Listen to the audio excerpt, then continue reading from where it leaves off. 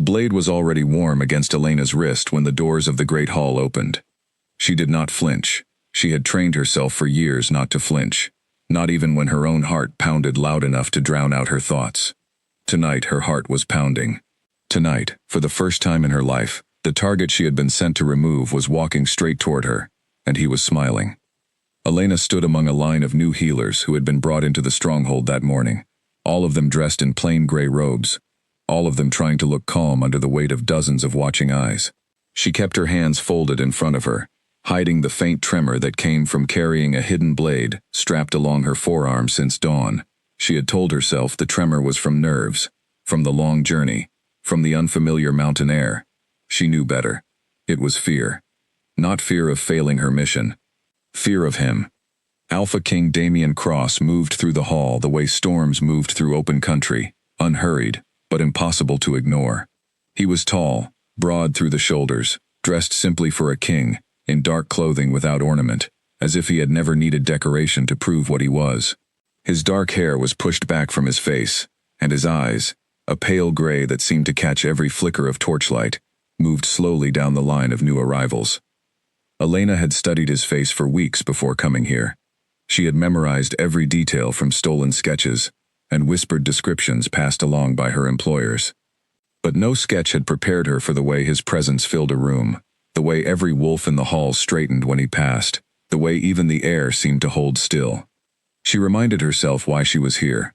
She reminded herself of the payment waiting for her once this was finished, enough gold to buy a new life, far from the pack politics that had shaped hers.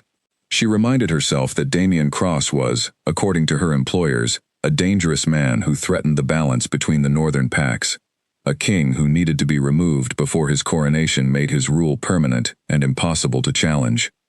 She did not know, not yet, that the man walking toward her already knew exactly who she was. Damian stopped in front of the new healers, his gaze passing over each face with the practiced patience of someone who had greeted 100 new arrivals before. When his eyes reached Elena, something in his expression changed, so briefly that no one else in the hall noticed it. A slight narrowing.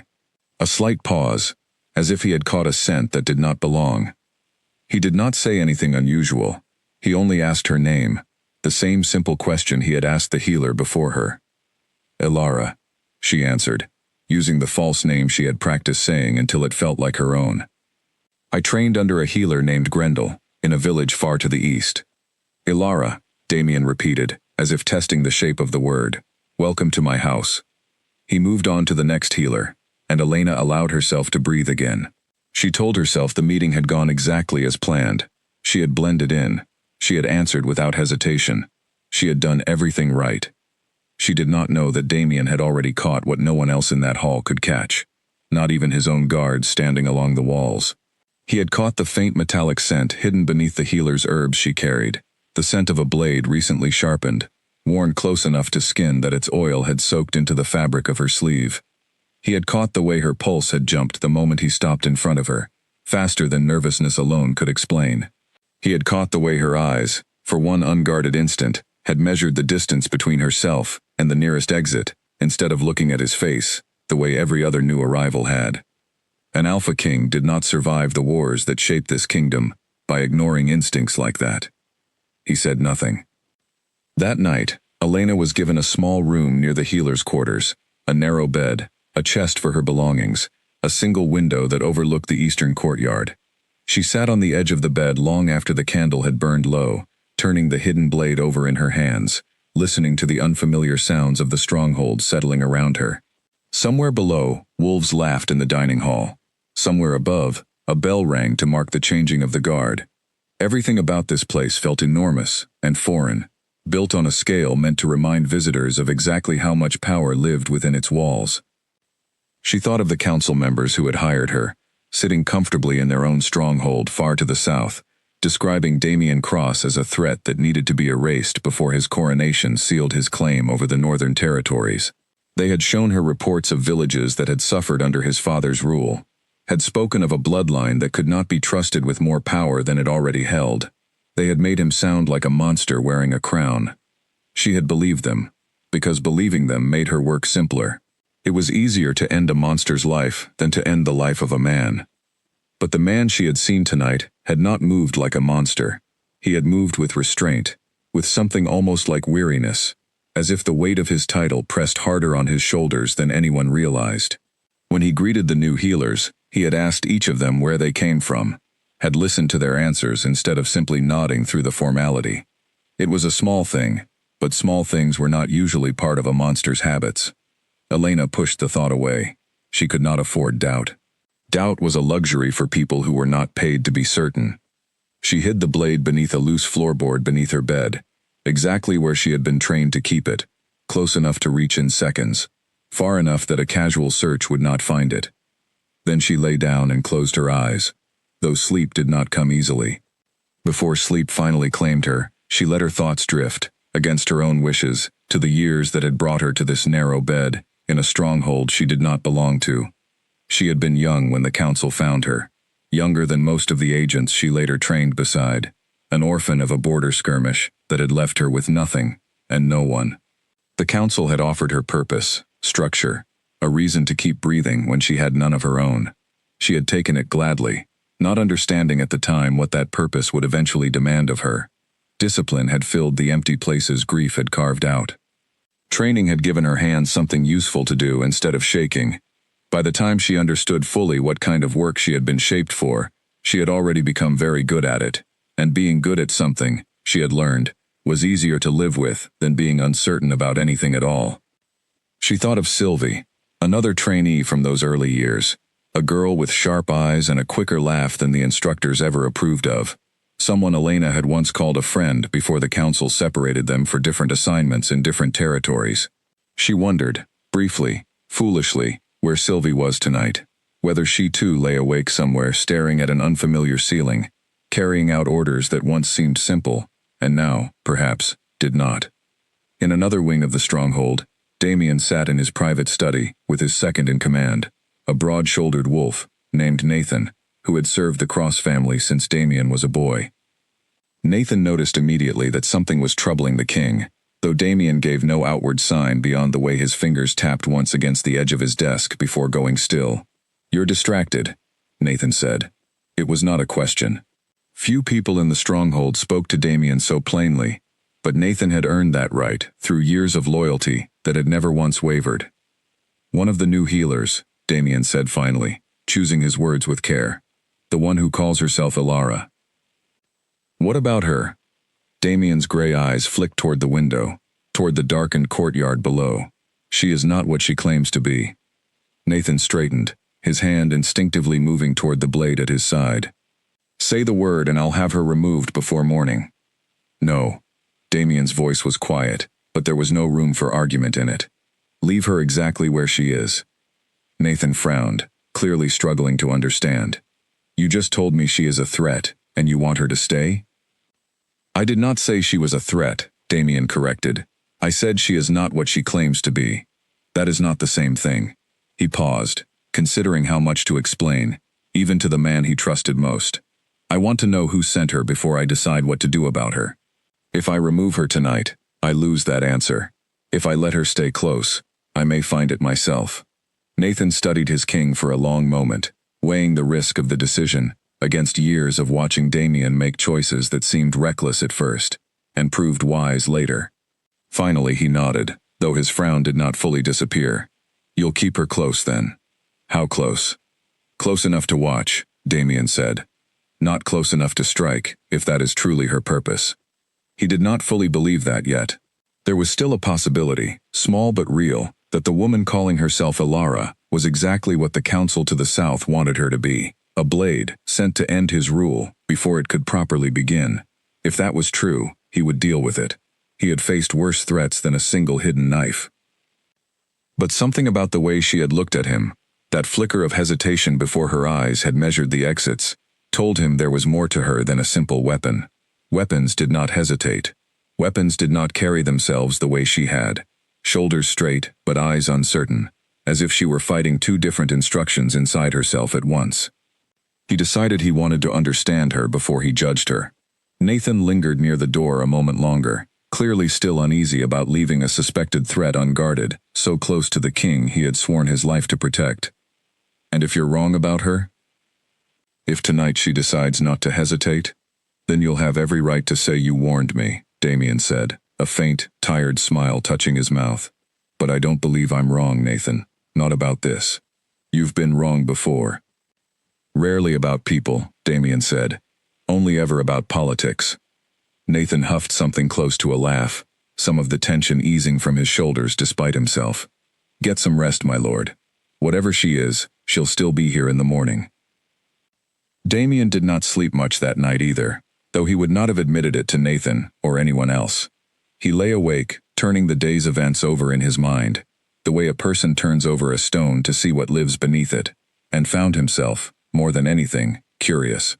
Curiosity was not an emotion he allowed himself often. Kings who indulged curiosity toward every stranger who entered their halls did not remain kings for long. But something about the woman calling herself Ilara had slipped past his usual caution and settled somewhere he could not easily dislodge. The following morning, Elena reported to the healer's hall, along with the rest of the new staff, expecting to spend her first full day learning the routines of her cover position, memorizing supply rooms and patient schedules, building the ordinary life of a healer that would let her move unnoticed through the stronghold while she searched for her opportunity. Instead, a guard arrived shortly after the morning meal and informed her that the king had requested her presence in his private wing. Elena felt her stomach tighten. She kept her expression calm as she followed the guard through corridors lined with old tapestries depicting battles fought generations before her birth, past windows that looked out over training yards where young wolves practiced under the watchful eyes of instructors. She told herself this was simply an unlucky coincidence, that new healers were sometimes called to assist with minor injuries among the household staff, that there was no reason to believe her disguise had already failed on its first day. But when the guard led her into a quiet study rather than a sick room, and she found Damien Cross waiting alone, behind a wide desk covered in maps and letters, she understood that this was not a coincidence at all. "Close the door," Damien said to the guard, who obeyed without question, and left the two of them alone. Elena's mind raced through every possible explanation, every excuse she might need, if her cover had somehow been discovered already. She kept her hands loose at her sides, ready to reach for the small blade she had strapped to her ankle that morning, a second weapon, in case the first was ever found. "Sit," Damien said, gesturing to the chair across from his desk. She sat, though every instinct screamed at her to stay standing, to stay ready. For a long moment, Damien simply studied her, his gray eyes unreadable. Elena forced herself to hold his gaze, refusing to be the one who looked away first. "You have very steady hands for a healer," he said finally. "Healing requires steady hands, my lord," she answered, keeping her voice light, professional. "It does," he agreed. "But it does not usually require the ability to judge the distance to 3 separate exits within moments of entering a room." He leaned back slightly in his chair. "I noticed that yesterday, when you first arrived. You did it again just now, the moment you walked through that door." Elena's heart slammed against her ribs, but she kept her face still, drawing on years of training that had taught her never to let her expression betray her thoughts. "I am new to this place, my lord. It is natural to notice the layout of an unfamiliar building." "Perhaps," Damien said. His tone remained calm, almost conversational, as if they were discussing the weather, rather than the possibility that she had come here to end his life. "But most new arrivals notice the layout with curiosity. You noticed it with purpose." Elena said nothing. She had been trained for interrogation, trained to give nothing away even under direct pressure, but she had never faced pressure quite like this. A man who spoke without threat in his voice, yet somehow made every word feel like a blade held just out of sight. "I could have had you removed from my stronghold the moment I recognized what you were," Damien continued. "I could have had you questioned, or worse, before you ever unpacked your belongings. I chose not to." "Why?" The question left her before she could stop it. Something flickered across his face, something that might have been the beginning of a smile, though it vanished before she could be certain. "Because I want to know who sent you before I decide what to do with you. And because," he paused, choosing his next words carefully, "I do not believe you came here entirely willing to do what you were sent to do." Elena's jaw tightened. "You know nothing about me." "I know you hesitated," Damien said quietly. Yesterday, in the hall, when I stopped in front of you. For one moment, before you remembered your training, you looked at me the way a person looks at someone they have been ordered to hate, but have not yet managed to hate at all.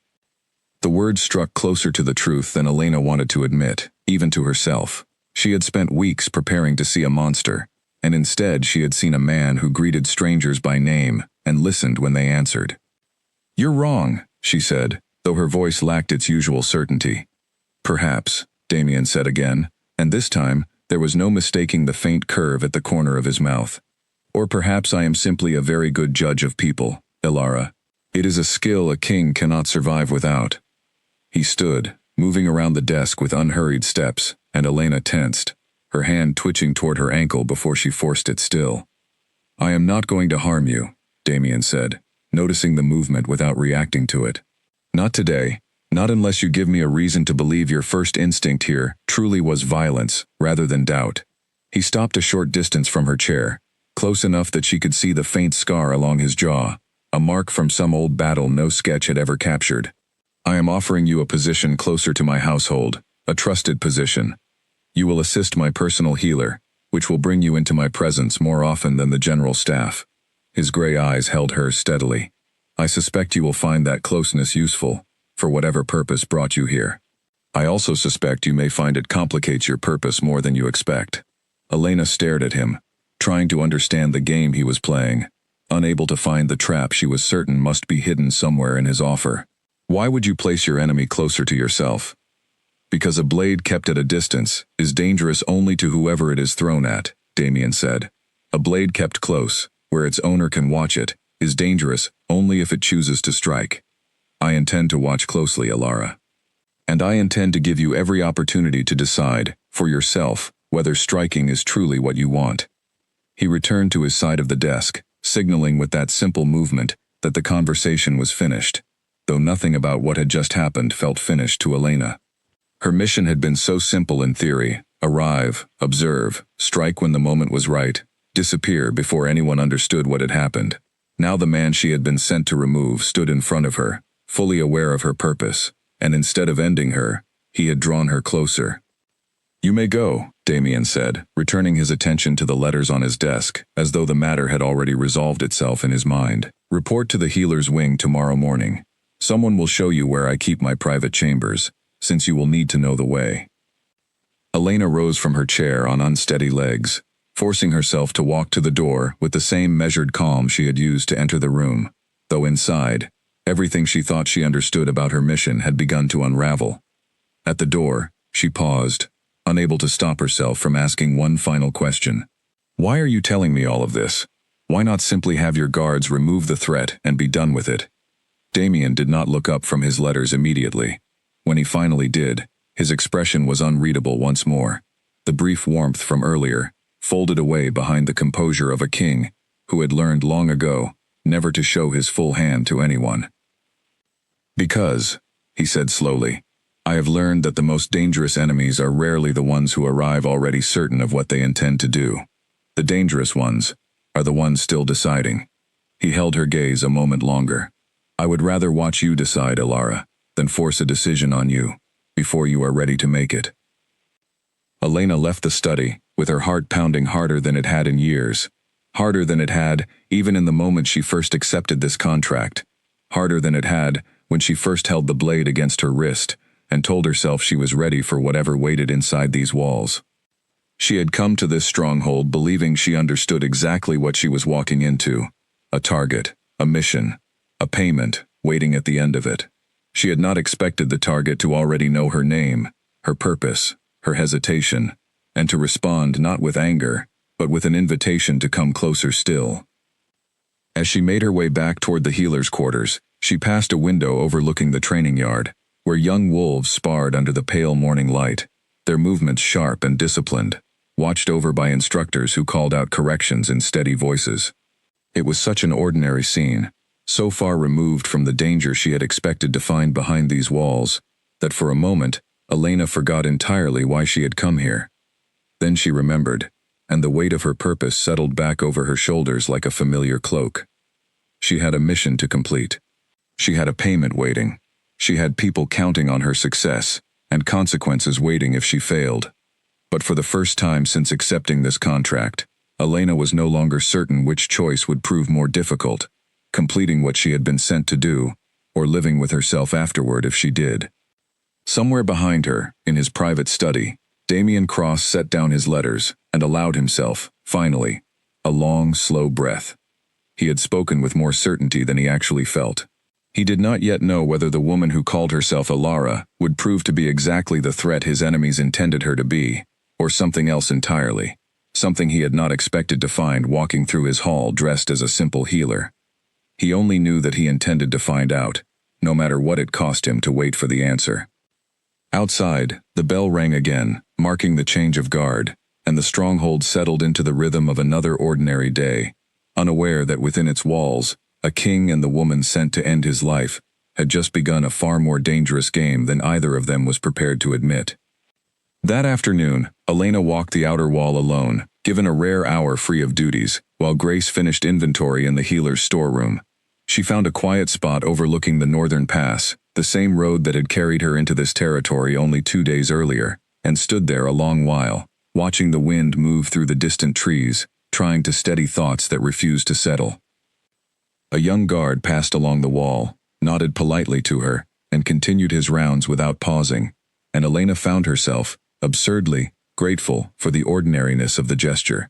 No one else in this stronghold looked at her the way Damien had looked at her that morning, as though he could see straight through the careful disguise she had built over years of training. To everyone else, she was simply Alara, a new healer, unremarkable, forgettable, exactly as she had been trained to appear. She wondered, standing there with the cold mountain wind pulling at her hair, how many more days she had before she would be forced to choose between the life she had been trained for, and the strange, unsettling possibility that had opened in front of her the moment Damien Cross chose silence over judgment. She did not yet have an answer, but for the first time since she had accepted this contract, she found herself in no hurry to find one. Elena did not sleep that night either. She lay in the narrow bed with her eyes open, staring at the ceiling beams above her, running the conversation with Damien over and over in her mind, searching for the trap she was certain must be hidden somewhere inside it. Kings did not simply forgive assassins sent to end their lives. Kings did not offer positions of trust to strangers they had every right to execute on sight. There had to be a reason, some strategy she had not yet uncovered, some purpose behind his patience that she was missing.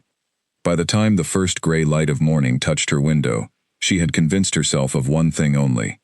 She needed to be more careful than she had ever been in her life.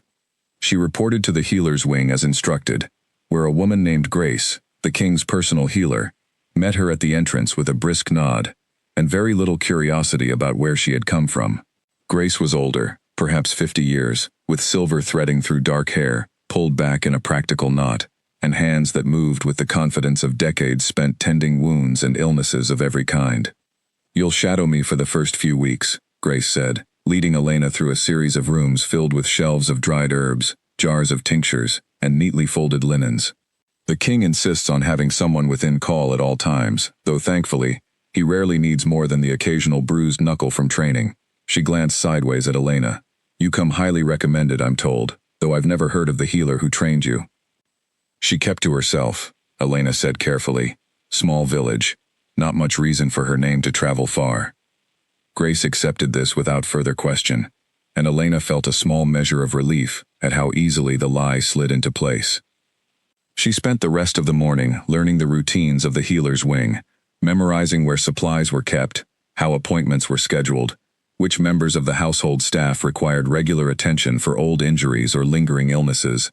It was tedious work, but it gave her something her training had never quite prepared her for, an ordinary rhythm to hide inside, a reason to exist within these walls beyond the purpose she had originally come here to fulfill.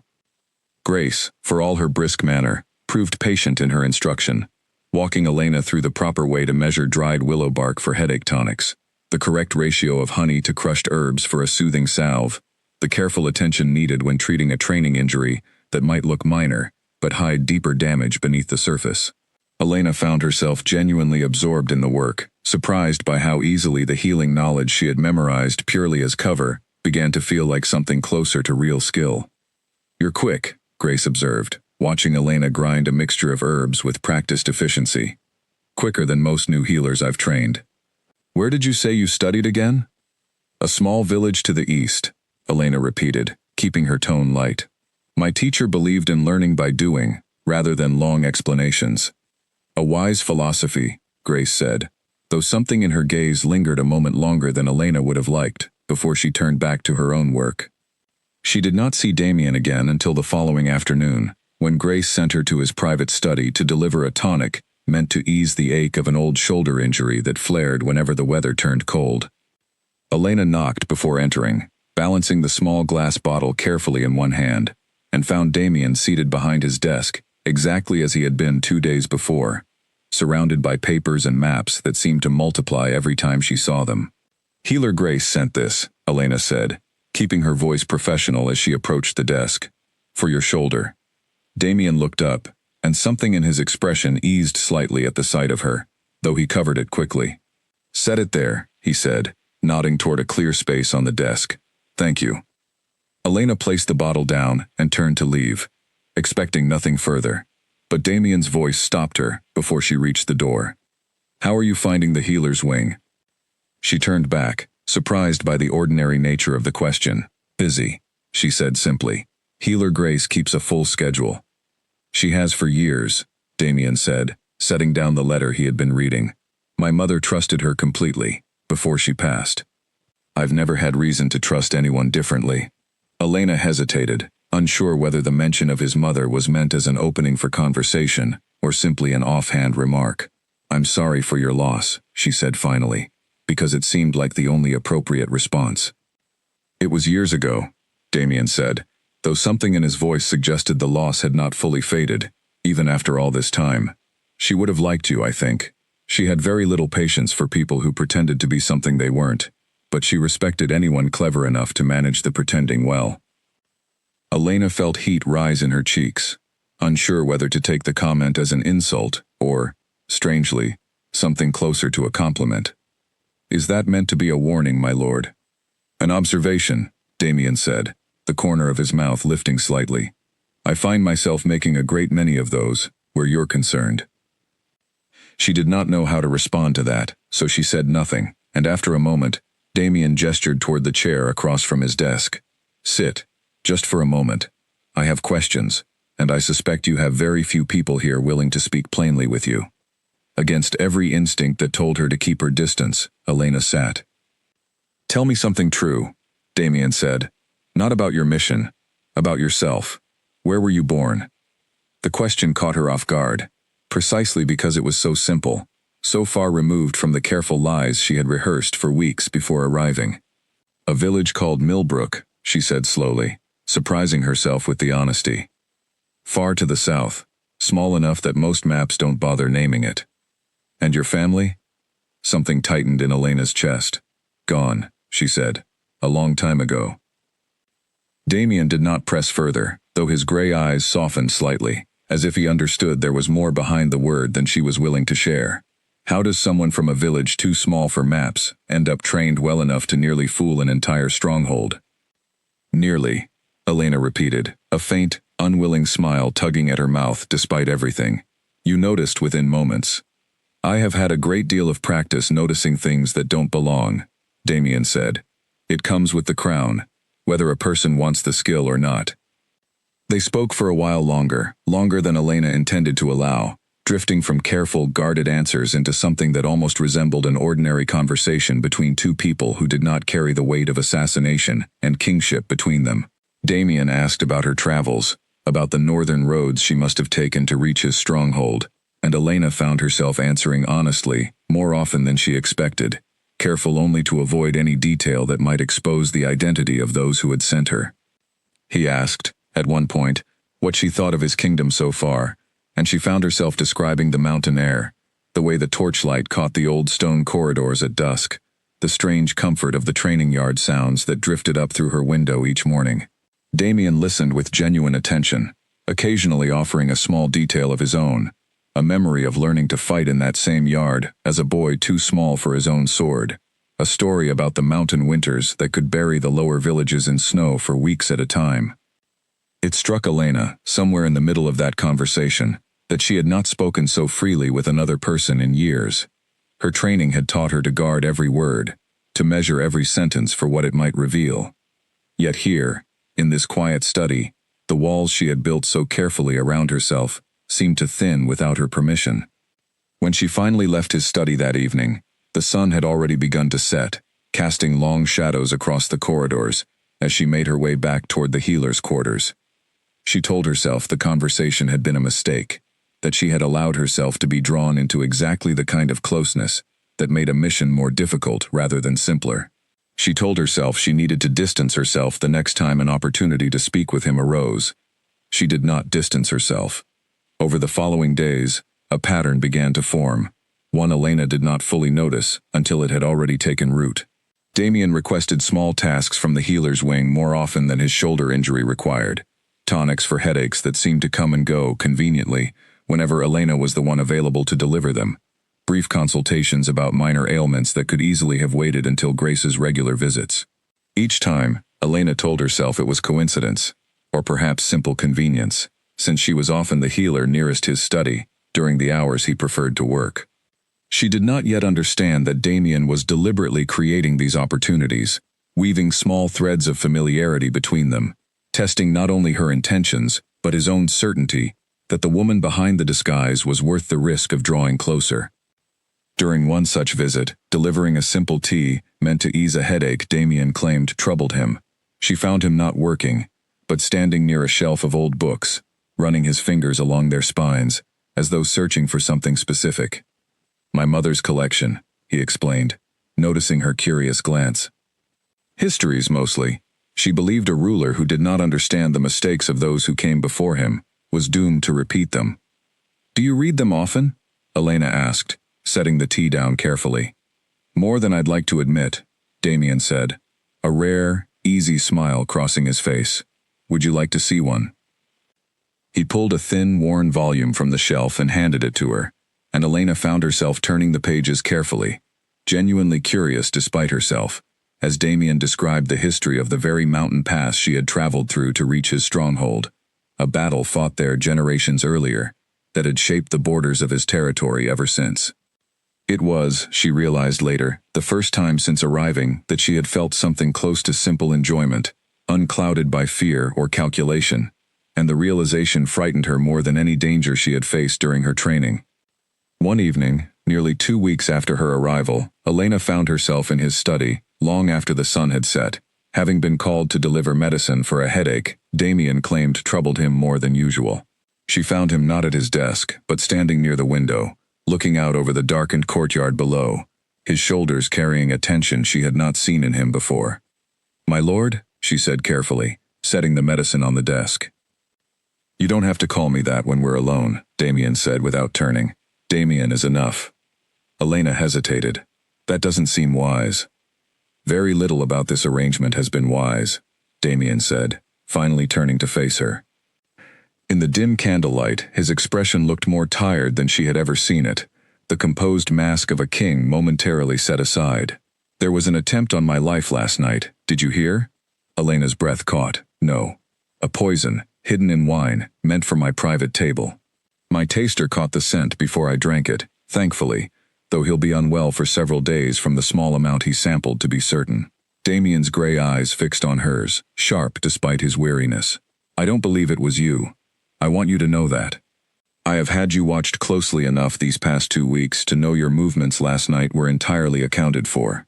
"Then who?" Elena asked, and the question came out with more genuine concern than she expected from herself. "I don't know yet," Damien admitted. "Which troubles me more than the attempt itself. An enemy I understand is manageable. An enemy I cannot identify is far more dangerous." Elena thought of the council members who had sent her here, of their careful instructions to wait for the right moment, to avoid drawing suspicion before she was ready to act. She thought of how convenient it would be for them if another assassin succeeded where she had hesitated to try. A cold unease settled in her stomach. "Could there be more than one attempt planned?" she asked. "More than one person sent?" Damien's expression sharpened. "Why do you ask that?" Elena hesitated, aware she was walking dangerously close to revealing more than she intended. yet unable to stop the words from forming. Because if I were the ones who sent me, and I sent an assassin who has now spent 2 weeks failing to act, I would begin to wonder whether that assassin still intended to complete her purpose. And I would begin looking for someone more reliable, to finish what she had not. The silence that followed stretched long enough that Elena wondered if she had said too much, revealed too much of the truth she had been guarding since her arrival. But Damien's expression, rather than hardening with suspicion, softened into something closer to understanding. "You're telling me you believe your own employers may be responsible for the poison," he said quietly. "I'm telling you it's possible," Elena said. "I don't know for certain, but it would explain why the timing feels wrong. Poison isn't subtle. It isn't patient. It isn't the kind of work someone trained the way I was trained would choose. Not when there are quieter ways to accomplish the same goal. It feels rushed, impatient." Damien studied her for a long moment. His gray eyes searched her face, as though trying to read something written beneath the surface of her words. "You still haven't told me who sent you." "I know," Elena said. "I'm not ready to." "But you're warning me anyway," Damien said, something almost like wonder entering his voice. "Despite everything, you're standing in my study, warning me that the people who hired you may be growing impatient with your failure to kill me." Elena's jaw tightened. "I never said it was a failure." "Then what would you call it?" She did not have an answer ready, and the absence of one told her something she had been avoiding admitting to herself since the very first night she spent in this stronghold. "I don't know what to call it," she said finally, honestly.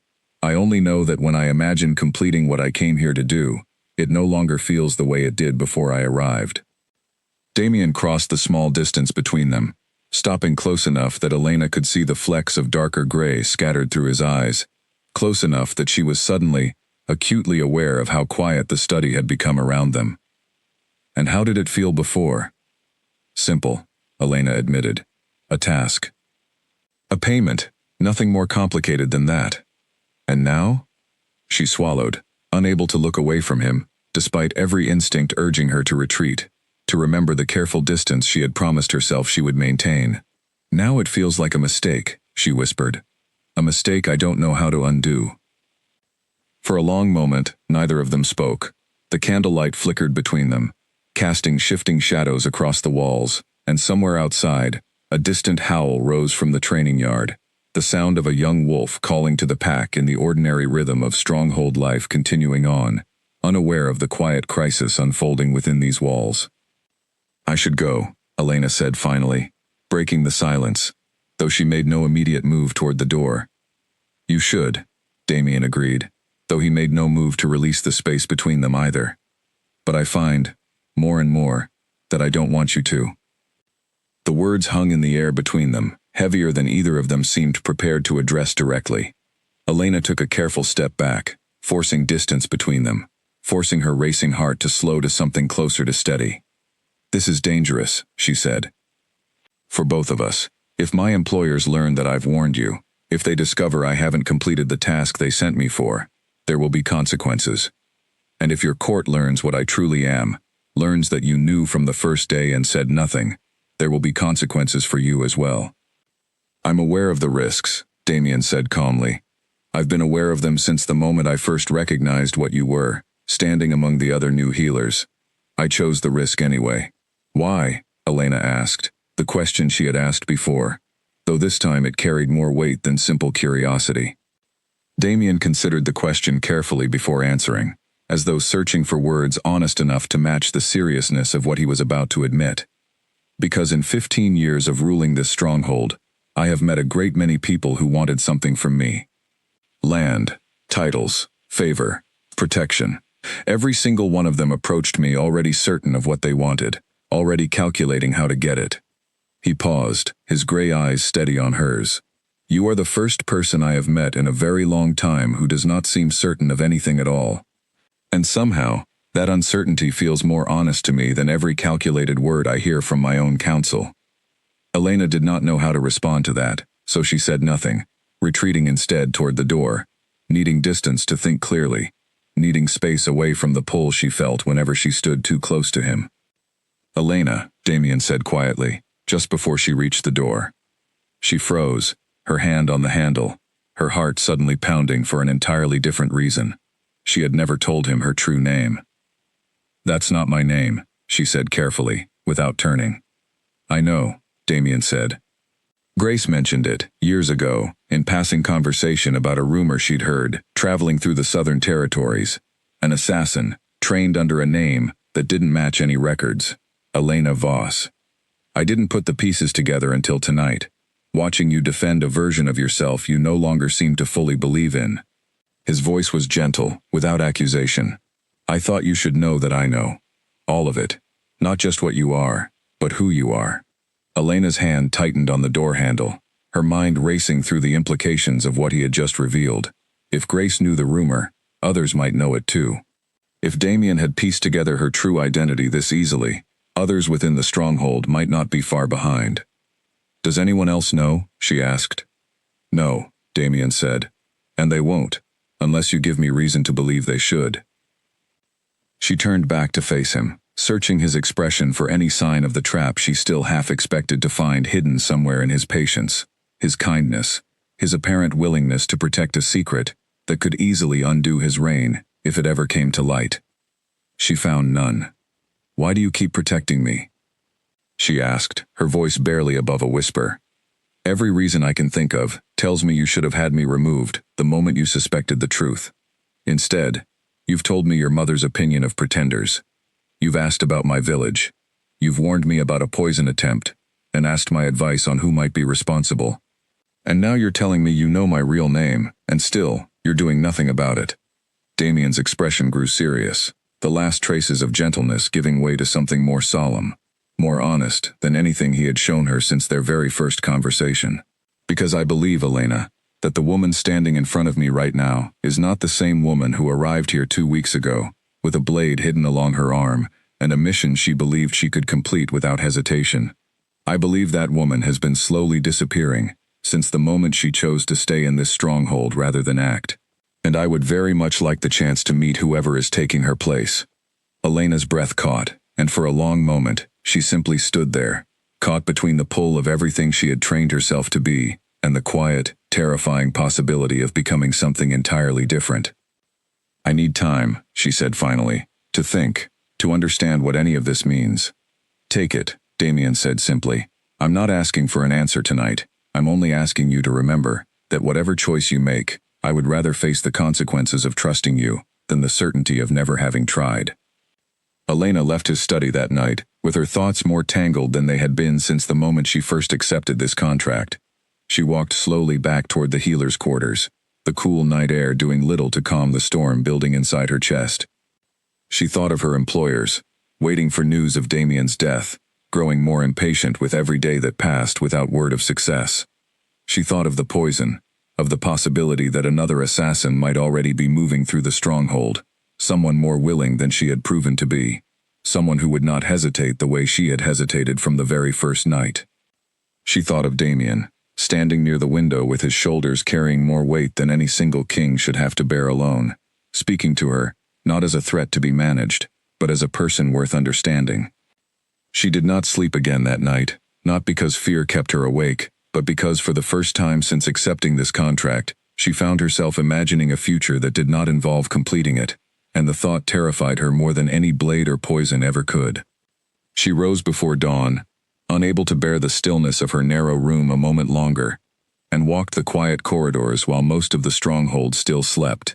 She passed the kitchens, where early staff had already begun preparing the morning meal, the smell of baking bread drifting warm through the cold stone halls.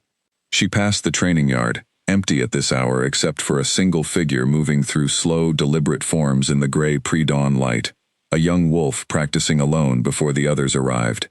She found, in the quiet ordinariness of these small moments, a strange kind of comfort, proof that life within these walls continued, regardless of the storm building inside her own chest. Somewhere in the stronghold, another set of eyes watched her return to her quarters, eyes that did not belong to any guard loyal to Damien Cross, eyes that had been sent by the very council that first hired Elena, waiting patiently to report back everything they observed, including the growing suspicion that the assassin they had chosen for this mission might no longer be reliable enough to trust. The poison attempt had not been a warning, it had been a test, one final chance for Elena to prove her loyalty, before her employers decided to remove her from the mission entirely and replace her with someone far less hesitant to finish what she had started. Elena did not yet know that time was running out far faster than she believed, and that the choice Damien had asked her to consider carefully would soon be forced upon her, far sooner than either of them expected. The message arrived 3 days later, folded inside a bolt of cloth delivered to the healer's wing, as part of a routine shipment of bandages and linens. Elena recognized the fold immediately, a particular pattern taught to her years ago by the council that trained her, a signal meant only for their own agents. Her hands went cold as she carried the bundle to a private corner of the supply room and worked the small square of paper free from where it had been hidden between layers of fabric. The message was short, written in a code she had memorized long before she ever set foot in this stronghold. She read it twice to be certain she understood correctly, though the meaning did not change no matter how many times her eyes passed over the words. The council was no longer willing to wait. She had 1 week to complete her assignment, or another agent would be sent to finish it for her, and Elena herself would be considered a failure whose usefulness had ended. Failures, in the world she came from, were rarely allowed to simply walk away and live quiet lives elsewhere. Failures became loose threads, and loose threads were cut. She sat alone in the supply room for a long time after reading the message, the folded paper clutched tightly in her hand, her mind spinning through possibilities that all seemed to end the same way, with someone she cared about dying, whether it was Damien at her own hand, or herself at the hands of the people who had trained her. A week. 7 days to decide the rest of her life. She thought of every agent she had known during her training who had failed a mission, however small the failure, and the way those agents simply stopped appearing at gatherings, their names never spoken again, their absence explained away, with vague, unconvincing stories that everyone understood not to question. She had never allowed herself to think too closely about what truly happened to them. She allowed herself to think about it now, and the thought made her hands tremble in a way no blade or confrontation ever had. She did not go to Damien that day, though every instinct told her she should. Instead, she threw herself into her duties in the healer's wing, mixing tonics, changing bandages, assisting Grace with the ordinary business of caring for the household, trying to lose herself in routine long enough to think clearly. It did not work. By evening, her thoughts had circled back to the same impossible choice so many times that she felt dizzy with the weight of it. She found Damien in the training yard, rather than his study, standing at the edge of the sparring ring, watching a group of young wolves practice under torchlight that had been lit as the sun began to set. He noticed her approach before she said a word, turning with the same quiet awareness he seemed to carry for her presence, no matter where she found him. "You look troubled," he said, stepping away from the ring to meet her. "I received a message," Elena said, deciding there was no point in hiding it any longer, not when the danger had grown too large to manage alone. "From the people who sent me." Damien's expression sharpened immediately, all traces of casual observation, replaced by the focused attention of a king, assessing a threat. "What did it say?" "They want the task completed within a week," Elena said quietly, glancing around to be certain no one stood close enough to overhear. "Or they'll send someone else, someone who won't hesitate." Damien was quiet for a long moment, his jaw tight, his gray eyes fixed somewhere past her shoulder, as he considered the implications. "Do you know who this replacement might be? A name, a description, anything that might help identify them before they arrive?" "No," Elena admitted. "The council keeps its agents separated from one another for exactly this reason, so that no single failure can expose the entire network. I wouldn't recognize a replacement even if they were standing directly in front of me." "Then we need another approach," Damien said, already thinking several steps ahead, the same strategic mind that had kept his stronghold secure through years of political tension, now turning fully toward this new problem. "If they believe you're still working toward completing the task, they may delay sending a replacement. Buy us time to find another solution." "You want me to lie to them?" Elena said. "Convince them I'm still loyal to the mission." "I want you to survive," Damien corrected. "And I want to survive as well. If that requires convincing dangerous people that you're exactly what they trained you to be, for a little while longer, then yes, that's precisely what I'm suggesting." Elena considered this, turning the strategy over in her mind, searching for flaws. "It's risky. If they suspect I'm stalling, If they send someone to verify my progress before the week is finished, we could lose whatever advantage the delay might buy us.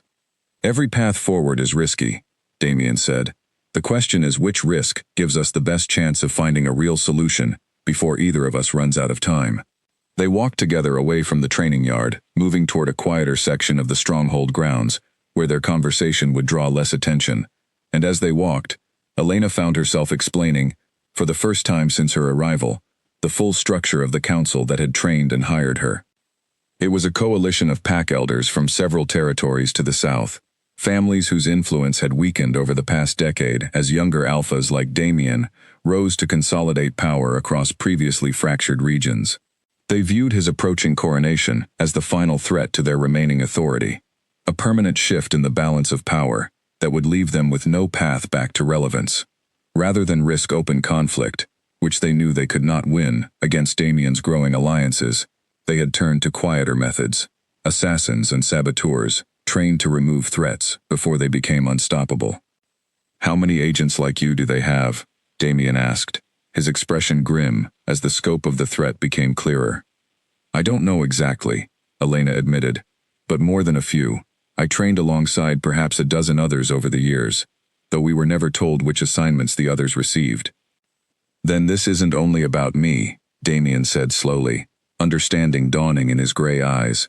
"If they're willing to send agents against a king on the verge of coronation, they're likely targeting other rising leaders as well.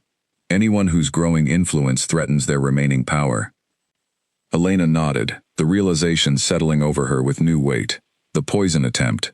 If it wasn't sent by my council to test my loyalty, it might have come from a different agent entirely, someone assigned separately, unaware that I had already been placed here. "Two assassins working the same target without knowledge of each other," Damien said grimly. "That would explain the clumsiness of the attempt. Poison in shared wine is not subtle work. It suggests urgency, or perhaps simply less skill than whoever trained you." They stopped near a low stone wall, overlooking the eastern hills, the last light of evening fading into deep blue shadow across the landscape. Elena leaned against the cool stone, exhaustion settling into her bones, as the true scope of the danger surrounding them both became clear. "What do we do?" she asked quietly. Damien was silent for a long moment, staring out at the darkening hills, his mind clearly working through possibilities that Elena could not yet see. "We need proof," he said finally. "Proof of the Council's involvement, proof that can be brought before the Northern Alliance, evidence strong enough that other leaders will see this threat as something larger than one king's personal danger." "And where do we find proof like that?" "You," Damien said, turning to face her fully. "You know their methods, their communication patterns, the codes they use to send instructions. If we can intercept another message, or better, if we can identify the location where their instructions originate, we may be able to expose the entire network before they have the chance to send anyone else." Elena's stomach tightened at the implication. "You're asking me to actively work against them, not simply delay, but betray them outright." "I'm asking you to choose," Damien said gently, though there was steel beneath the gentleness. "You've already told me you no longer believe I'm the monster they described. You've already warned me about the poison, already shared information about their organization that would be considered a serious betrayal if they discovered it. In many ways, Elena, you made this choice days ago. I'm only asking you to see it clearly now." She closed her eyes, feeling the truth of his words settle over her like a weight she could no longer avoid carrying. He was right. She had already crossed the line the moment she chose to warn him, rather than complete her mission. The very first night she recognized doubt creeping into her resolve.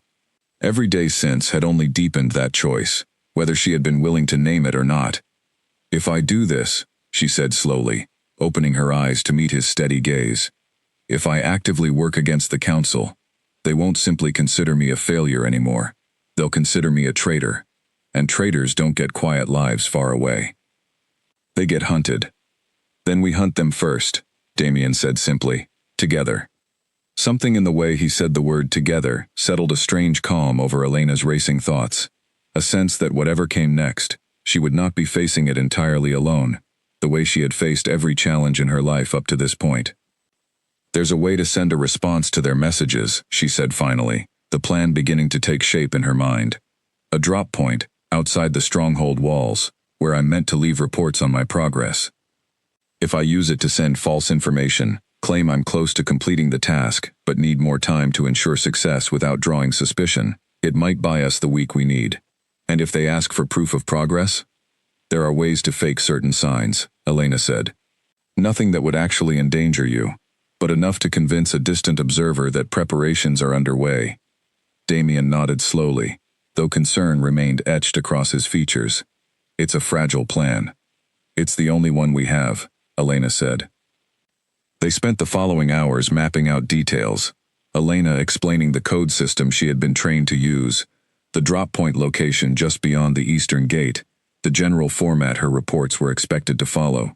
Damien listened carefully, asking sharp questions that revealed a mind well accustomed to strategy and deception, a king who had clearly survived his own share of political maneuvering long before Elena ever arrived within his walls. They also discussed, more carefully, what would happen if the plan failed, if the council saw through the deception before the week's grace period expired. Damien insisted on strengthening the guard rotation near the healer's quarters, without drawing obvious attention, a quiet precaution neither of them wished to need, but both agreed was wise given the stakes involved. Elena, in turn, insisted on teaching Damien a handful of the simpler signals used among trained agents, small gestures and phrases that might warn him if danger approached in a form he would not otherwise recognize. By the time they finished, night had fully settled over the stronghold, and Elena felt an exhaustion unlike anything she had experienced since her arrival, not merely physical tiredness, but the deep weariness of having finally, fully committed herself to a path with no clear route back to safety.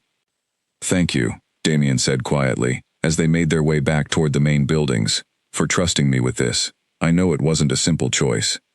"I'm not entirely certain I trust anyone right now," Elena admitted honestly. "Not the council who trained me, not myself, and certainly not the uncertainty of whatever comes next." She glanced at him, a faint, tired smile touching her lips despite everything. "But I trust you more than I expected to, when I first arrived here with a blade hidden along my arm." Damien's answering smile was equally tired, equally genuine. "That will have to be enough, for now." They parted ways near the healer's quarters, and Elena returned to her small room, retrieving the hidden blade from beneath the loose floorboard where she had kept it since her first night in the stronghold. She held it for a long moment, studying the familiar weight of it in her palm, the weapon she had once believed would end this story before it truly began. She did not return it to its hiding place. Instead, she wrapped it carefully and placed it inside a small pouch she kept at her hip, no longer a tool meant for Damien's destruction, but a tool she might need for an entirely different purpose now, protecting the fragile alliance she had chosen, instead of the mission she had abandoned.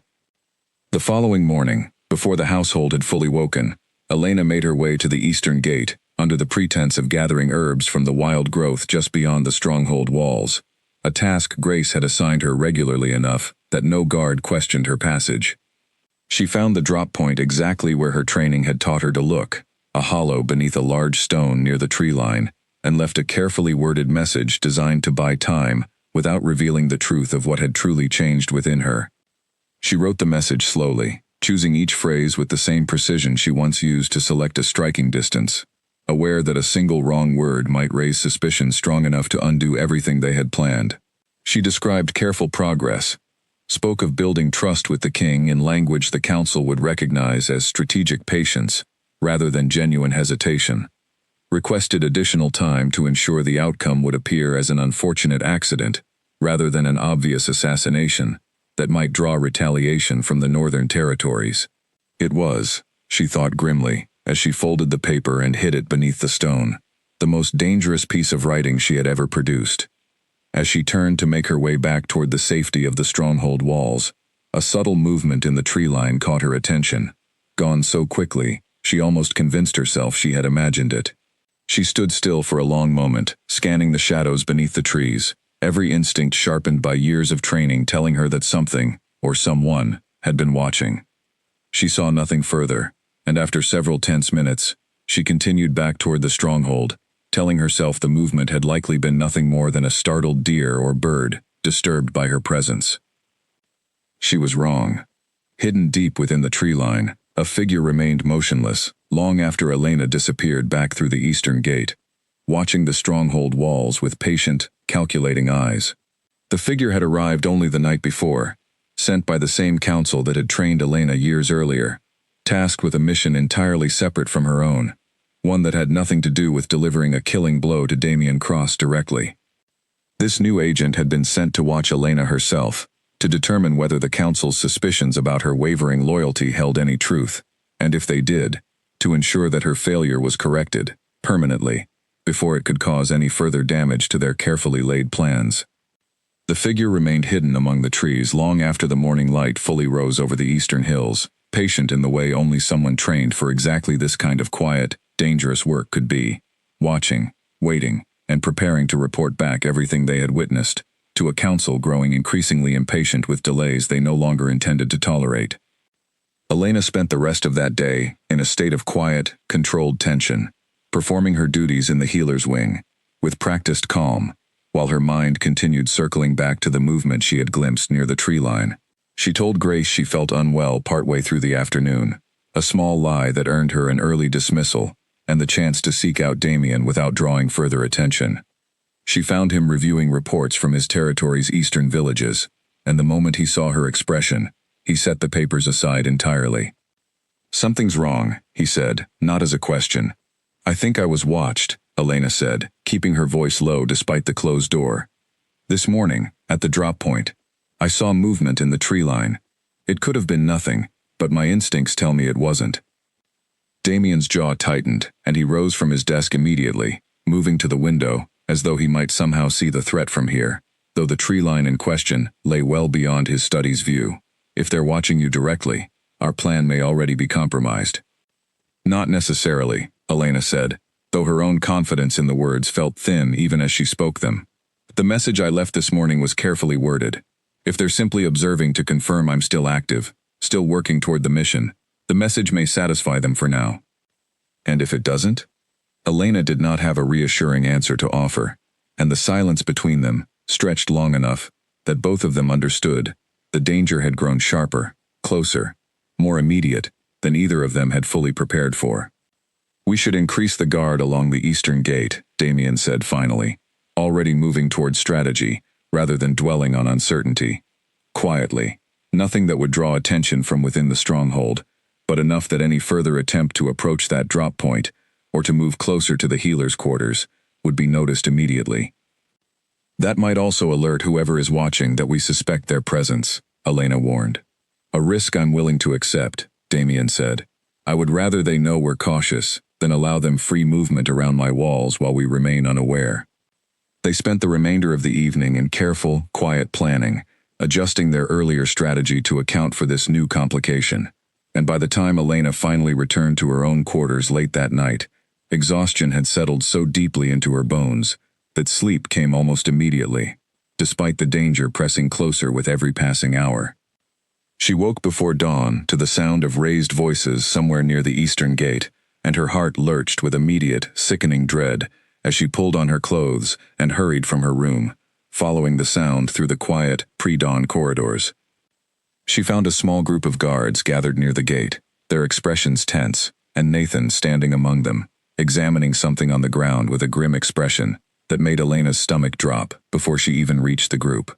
She asked, pushing through to see what had drawn their attention. Nathan looked up, his gaze finding hers with an expression she couldn't quite read. One of the night patrol found tracks near the tree line, moving parallel to the wall for some distance before disappearing entirely. Whoever it was, they were skilled enough to avoid leaving much trace, but not skilled enough to avoid leaving any trace at all. Elena knelt beside the faint impressions in the soft earth, her trained eye immediately recognizing the deliberate, careful spacing of the footprints, the kind of controlled movement that came only from extensive training. "This is one of us," she said quietly, meaning the council's agents, though the word felt strange and heavy in her mouth even as she spoke it. "Definitely trained. Definitely watching this section of the wall specifically. Do you think it's the same person who followed you yesterday?" Nathan asked. "Likely," Elena said, "though I can't be certain." Damien arrived moments later, having been summoned the instant the tracks were discovered, and his expression darkened further as Nathan explained what little they had learned. "This confirms it," he said grimly. "We're no longer simply worried about a hypothetical threat. Someone is actively surveilling this stronghold, and given the timing, I don't believe it's coincidence that they arrived so soon after Elena's warning about the Council's growing impatience." "What do we do?" Nathan asked.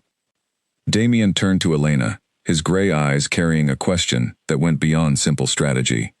"Do you have any way of identifying who this might be? Any way of predicting what they might do next?" Elena thought carefully, drawing on years of training and the fragments of knowledge she had gathered about her fellow agents over the years. "If the Council sent someone to verify my loyalty, rather than simply replace me outright, it suggests they still hold some hope that I might complete the mission myself. That buys us a small amount of time, though I wouldn't count on it lasting long. And if they conclude you've truly abandoned the mission, then they'll either attempt to eliminate me directly," Elena said, forcing herself to speak the words plainly, despite the fear coiling tight in her chest, "or they'll move forward, with an entirely separate agent, someone with no connection to me at all, to complete the task the Council originally intended." The weight of that possibility settled heavily over the small group gathered near the gate, the reality of their situation growing more dangerous and complicated with each passing revelation. Damien ordered the guard rotation increased immediately, additional patrols along the entire perimeter of the stronghold walls, and quiet, careful surveillance of anyone attempting to approach the grounds from the surrounding forest. As the sun finally rose fully over the eastern hills, casting warm golden light across a stronghold that suddenly felt far less safe than it had only days before, Elena found herself standing beside Damien, near the very spot where the mysterious tracks had been discovered, both of them silently contemplating the danger, now circling ever closer around them. "I won't let anything happen to you," Damien said quietly, breaking the silence between them. "You can't promise that," Elena said, though something in his certainty steadied her more than she expected. "Not against people trained the way I was trained." "Perhaps not," Damien admitted. "But I intend to try regardless." Elena looked at him for a long moment, searching his face for any trace of doubt or hesitation, and finding none. Whatever fear coiled inside her own chest, whatever uncertainty clouded the days ahead, she found herself, unexpectedly, grateful not to be facing it entirely alone. The confrontation she had hoped to avoid, the reckoning with the very people who had shaped her entire life, was drawing steadily closer, and Elena understood, standing there in the pale morning light beside a king she had once been sent to destroy, that there would be no simple way to avoid it much longer. 2 days passed without incident, though the quiet did nothing to ease the tension building steadily within the stronghold walls. Elena continued her duties in the healer's wing, moving through her routine with practiced calm, even as her thoughts remained fixed on the figure she believed she had glimpsed near the tree line. She said nothing further to Damien at first about her rising unease, unwilling to raise alarm over what might have been nothing more than her own nerves playing tricks after days of mounting pressure. But on the third morning, when she returned to the drop point to check for any response to her false report, she found undeniable proof that her instincts had been correct. A second message waited beneath the stone, one she had not left herself. Her hands trembled slightly as she unfolded it, reading through the coded instructions with growing dread. The Council had grown suspicious of her delay. They were sending someone to verify her progress directly, someone who would arrive within days, someone with authority to complete the mission themselves if Elena proved unwilling or unable to finish what she had started. Worse, the message contained a detail that turned her blood cold. The Council already knew about her private conversations with Damien. Someone had been watching her far more closely than she realized, reporting details back that should have been impossible for anyone outside the stronghold to know. She hurried back through the eastern gate, forcing herself to walk at a normal pace despite the panic clawing at her chest, and made her way directly to Damien's study, without waiting to be summoned. He looked up the moment she entered, immediately reading the alarm on her face. "What's happened?" "They know," Elena said, closing the door behind her, before crossing the room to hand him the message. "Somehow, they know about our conversations. They're sending someone to verify my progress, and if I haven't completed the mission by the time this person arrives, they'll finish it themselves." Damien read through the coded message quickly, his expression darkening with each line. "How would they know the details of our private conversations? You haven't sent any of that information yourself." No, Elena said, her mind racing through the implications. Which means someone else within the stronghold is reporting back to them, or someone has been watching me directly, close enough to overhear things I believed were private. Damien set the message down, his jaw tight with barely controlled anger. I'll have the grounds searched immediately. If there's another agent hidden nearby, I want them found before they can cause further damage. It won't be that simple, Elena warned. Whoever this is, they're trained the same way I was. They won't be easy to find unless they want to be found. Then we need to draw them out, Damien said, already thinking through strategy, despite the tension radiating from his shoulders. Give them a reason to reveal themselves before their reinforcement arrives. Elena considered this, her mind working through possibilities, even as fear continued gnawing at the edges of her thoughts. If I return to the drop point with a message suggesting I'm ready to complete the mission, that I need a private meeting to receive final instructions, it might draw whoever is watching me out into the open. Assassins trained the way I was don't typically trust written communication for anything beyond simple confirmations. A request for direct contact would likely bring them to me. That's incredibly dangerous, Damien said immediately. You'd be walking directly into a confrontation with someone whose sole purpose is ensuring your mission succeeds, or your failure is corrected permanently. I know, Elena said. But it's also our best chance to end this, before their reinforcement arrives, and the situation becomes even more difficult to control. Damien studied her for a long moment, clearly weighing the risk against the alternative of simply waiting for danger to arrive on its own terms. I won't let you face this alone, he said finally. If you're going to meet this person, I'll be close enough to intervene the moment anything goes wrong. You're the king, Elena reminded him. You can't simply disappear from the stronghold without drawing attention. Nathan can cover for my absence, Damien said. He's done it before, for less important reasons than this. Elena wanted to argue further, wanted to insist that the risk to him was too great, that a king should not be placing himself directly in the path of a trained assassin for her sake. But something in his expression told her the argument would be pointless, that he had already made his decision, and nothing she said would change it. Fine, she said finally, but you follow my lead. Whoever this is, they're trained to notice threats before they fully materialize. If they sense your presence too early, we lose any advantage we might have had. They spent the remainder of the day preparing carefully, Elena crafting a message designed to draw the mysterious agent into direct contact, while Damien arranged for Nathan to manage stronghold affairs discreetly enough that his own absence would go unnoticed for the few hours the plan required. Nathan, informed of the full plan, insisted on positioning a handful of trusted guards at a discreet distance as well, a compromise Damien accepted only after Elena agreed it would not interfere with the meeting itself. That evening, as the sun began sinking toward the western hills, Elena made her way back to the eastern gate, the small pouch containing her hidden blade, secured firmly at her hip, her heart pounding, with a mixture of fear and grim determination. She left her message beneath the stone, requesting a direct meeting at midnight, in a small clearing she knew from her earlier scouting, to be relatively secluded, close enough to the stronghold walls to allow for a quick retreat, if things went wrong. Damien met her near the gate once dusk had fully settled, dressed in plain, unmarked clothing that gave no indication of his true identity, his usual bearing, deliberately subdued, to avoid drawing attention. Are you certain about this? He asked quietly, as they made their way toward the tree line together. No, Elena admitted honestly, but certainty is a luxury we don't have time for right now. They positioned themselves carefully as midnight approached, Damien concealed within a dense cluster of undergrowth, close enough to intervene quickly, Elena standing alone in the small clearing, every muscle tensed and ready, despite her outwardly calm posture. The figure emerged from the shadows exactly at midnight, moving with the same silent precision Elena recognized from her own training, confirming without question that this was indeed another agent from the same council that had sent her. You're later than I expected, the figure said, a woman's voice, calm and measured, carrying none of the hesitation Elena had struggled against since her arrival. The council grows impatient, Elena. Your delay has not gone unnoticed. I needed to be certain the timing was right, Elena said carefully, keeping her voice steady despite the fear coiling tight in her chest. A rushed mistake would expose everything we've worked toward. I assume you understand the importance of patience in this line of work. Patience has its limits, the woman said, stepping closer, her eyes narrowing slightly as she studied Elena's face in the dim moonlight.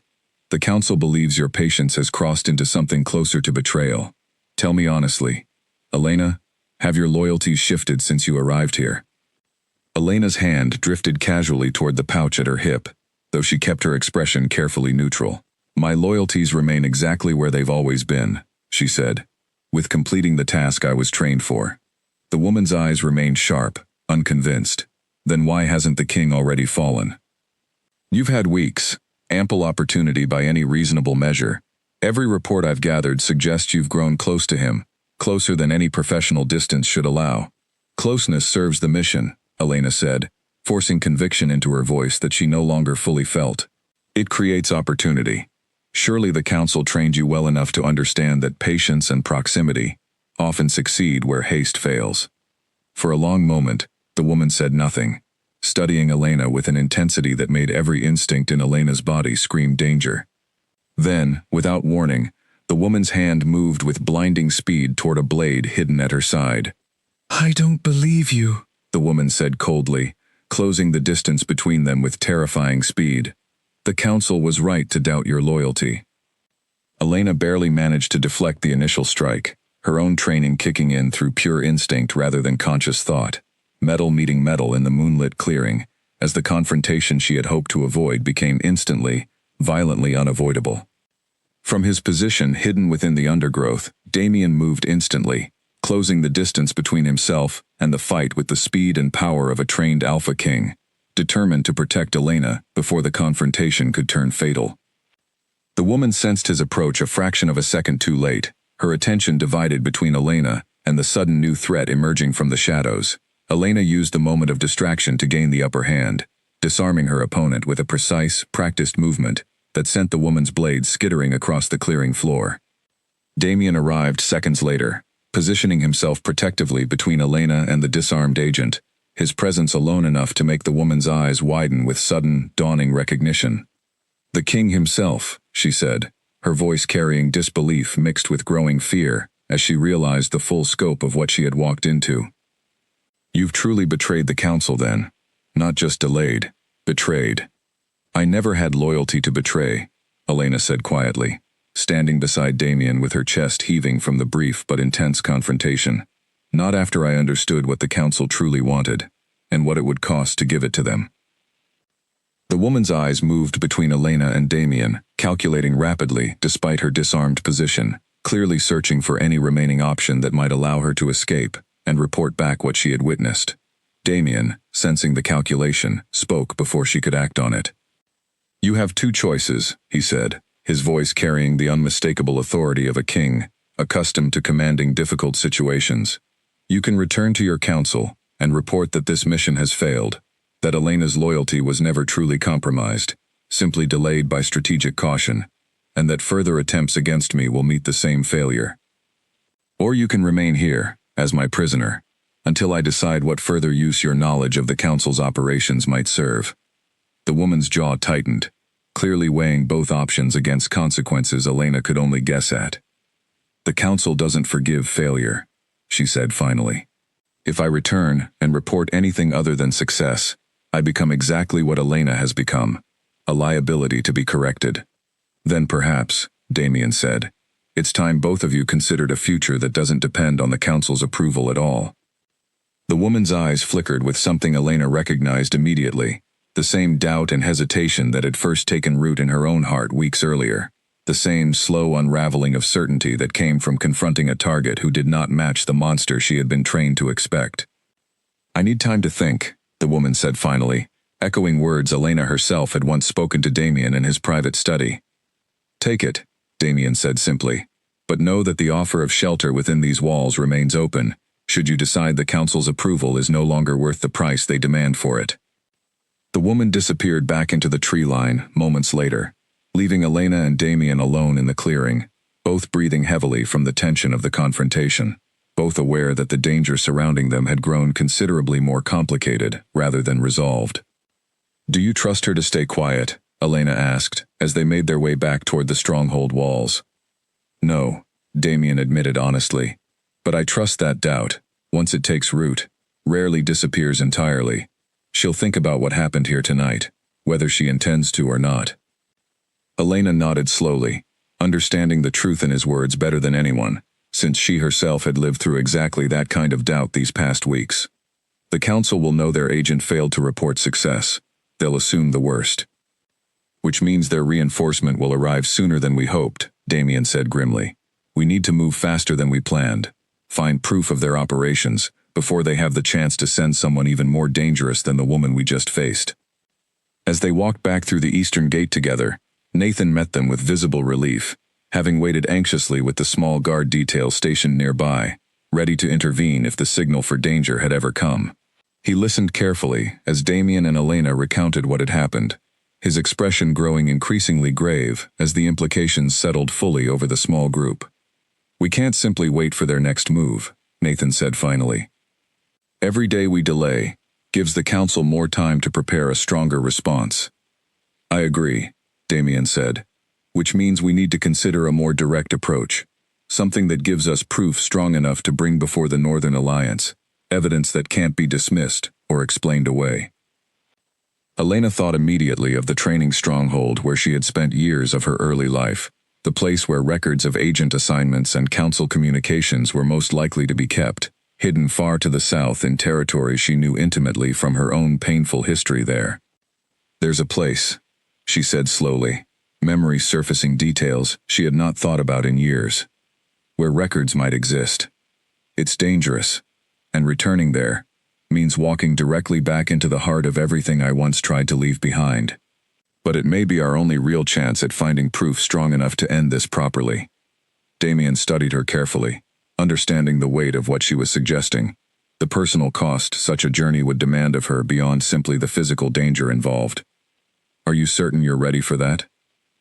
Elena considered the question honestly before answering, weighing the fear that still lingered from the night's confrontation, against the growing certainty that half measures would never be enough to end the danger threatening them both. No, she admitted, but I'm ready to try anyway. As they walked back through the eastern gate together, the weight of the confrontation settling heavily between them, Elena could not shake the feeling that despite surviving tonight's danger, the true confrontation with the council that had trained her still waited somewhere ahead, larger and more dangerous than anything either of them had yet faced. The days that followed the confrontation in the clearing passed with a strange, uneasy quiet, the kind of silence that felt less like peace and more like the held breath before a storm. Elena continued her duties in the healer's wing, though she found it increasingly difficult to focus on the ordinary tasks that had once given her a sense of grounding within the stronghold. Every unfamiliar face among the household staff drew her attention now. Every shadow along the corridors made her hand drift instinctively toward the pouch at her hip, though she carried no blade there any longer, having handed it to Damien for safekeeping after their encounter in the clearing, a quiet symbol of the choice she had already made weeks before, but had only now fully accepted.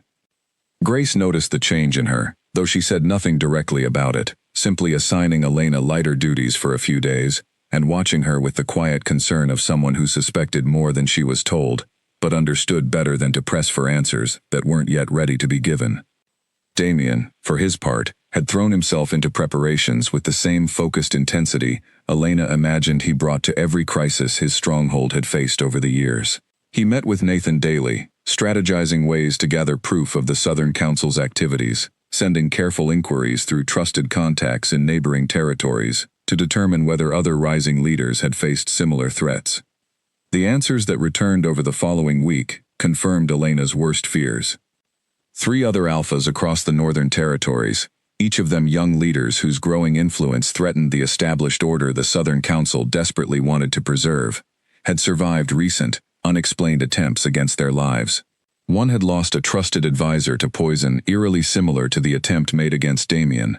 Another had barely escaped an ambush during a routine hunting trip, an ambush that bore all the hallmarks of trained, professional killers rather than common bandits. A third reported strange, persistent rumors circulating about corruption within their own household, rumors that had begun eroding trust among their closest advisors in ways that felt, upon closer examination, deliberately orchestrated, rather than coincidental. "This is larger than I feared," Damien said one evening, spreading a map across his study desk that marked each territory where suspicious activity had been reported. The council isn't simply targeting me. They're systematically working to remove every leader who threatens to unify the northern packs against their remaining influence. Elena studied the map carefully, tracing the pattern of marked territories with growing understanding. If we can bring proof of this pattern before the Northern Alliance, show them that these aren't isolated incidents, but a coordinated campaign, they'll have no choice but to act together against the Council. Proof is the difficulty, Damien said, echoing the concern that had troubled them both since the confrontation in the clearing. We have suspicion, pattern, and your own testimony. But testimony from a former agent of the Council itself will be easy for them to dismiss as an act of personal betrayal rather than genuine evidence. Then we need something they can't dismiss, Elena said, her mind working through the problem with the same careful strategic thinking her training had instilled in her, though now turned entirely against the very organization that had shaped her.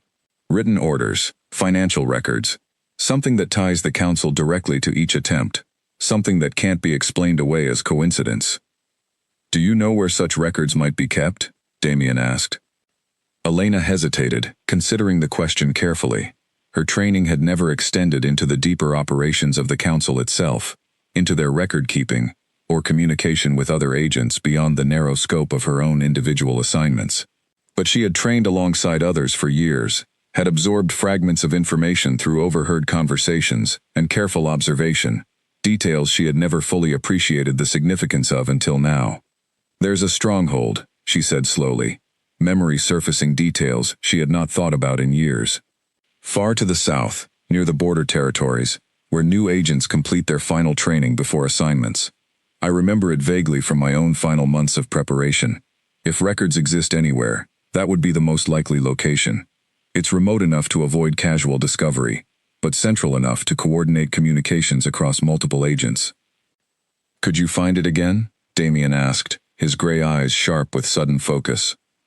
I think so, Elena said. Though returning there would be extraordinarily dangerous. If anyone recognizes me, especially now that I've clearly abandoned my mission, I won't simply be treated as a failed agent. I'll be treated as an active threat to the entire organization. I won't ask you to go alone, Damien said immediately.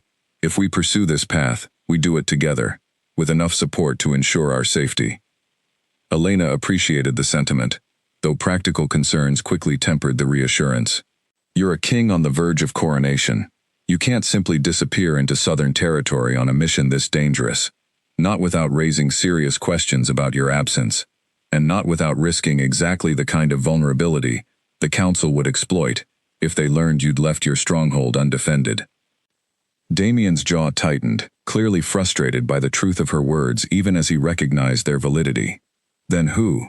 I won't send you into that kind of danger with anyone less capable of protecting you. Nathan, Elena suggested, after a moment's consideration.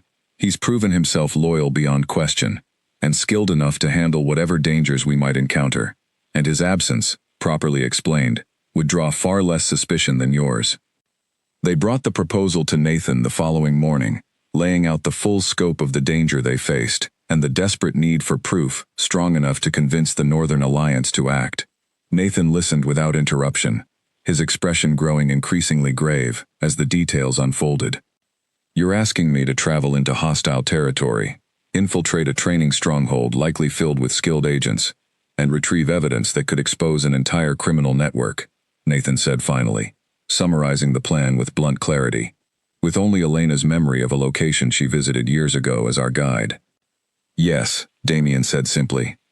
Nathan was quiet for a long moment, studying his king with the kind of weary affection that came from years of loyal service, years of following Damien into difficult decisions that had, more often than not, proven worthwhile despite the risks involved.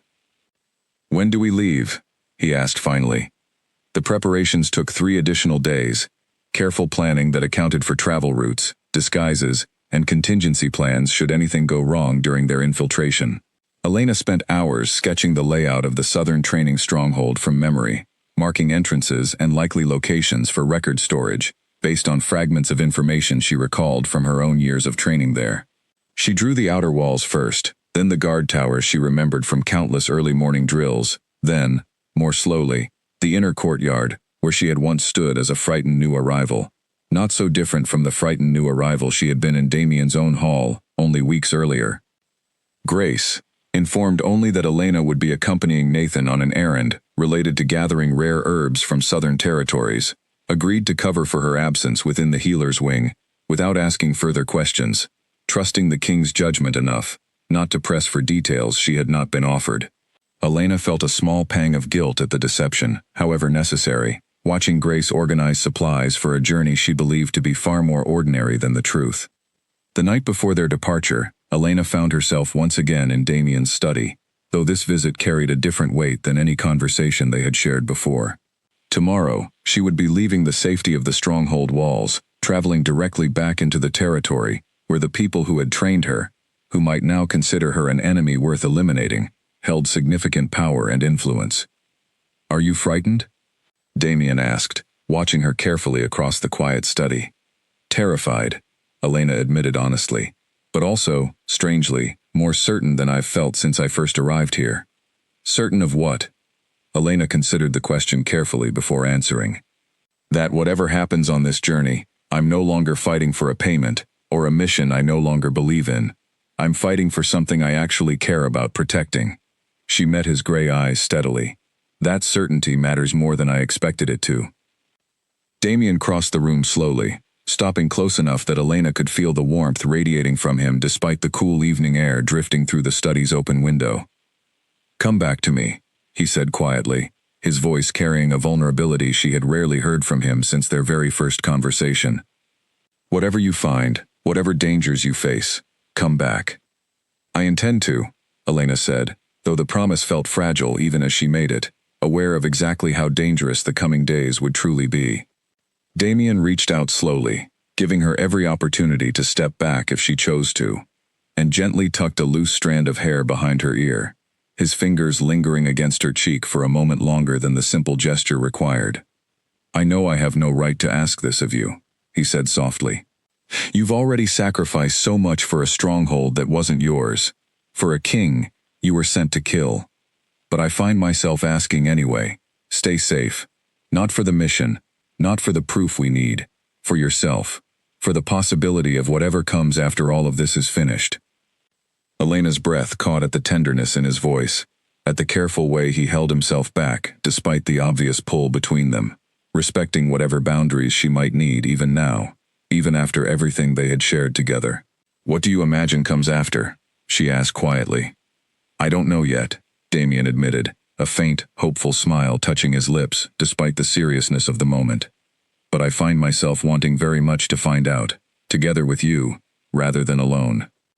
Elena closed the remaining distance between them slowly, giving herself permission, finally, to want something for herself, rather than simply calculating the safest, most strategic path forward.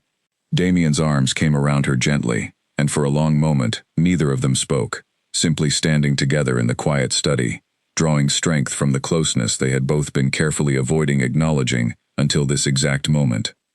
"Come back to me," Damien repeated softly against her hair. "I will," Elena promised, and this time, the words felt less fragile than before. They departed at dawn the following morning, Elena and Nathan disguised as simple traders, traveling south to sell goods along the border territories, their true purpose, hidden beneath carts loaded with ordinary merchandise, meant to explain their presence to anyone who might question them along the journey. The road south stretched long and unfamiliar, beneath gray autumn skies, winding through forests and small villages that grew increasingly sparse the further they traveled from Damien's stronghold.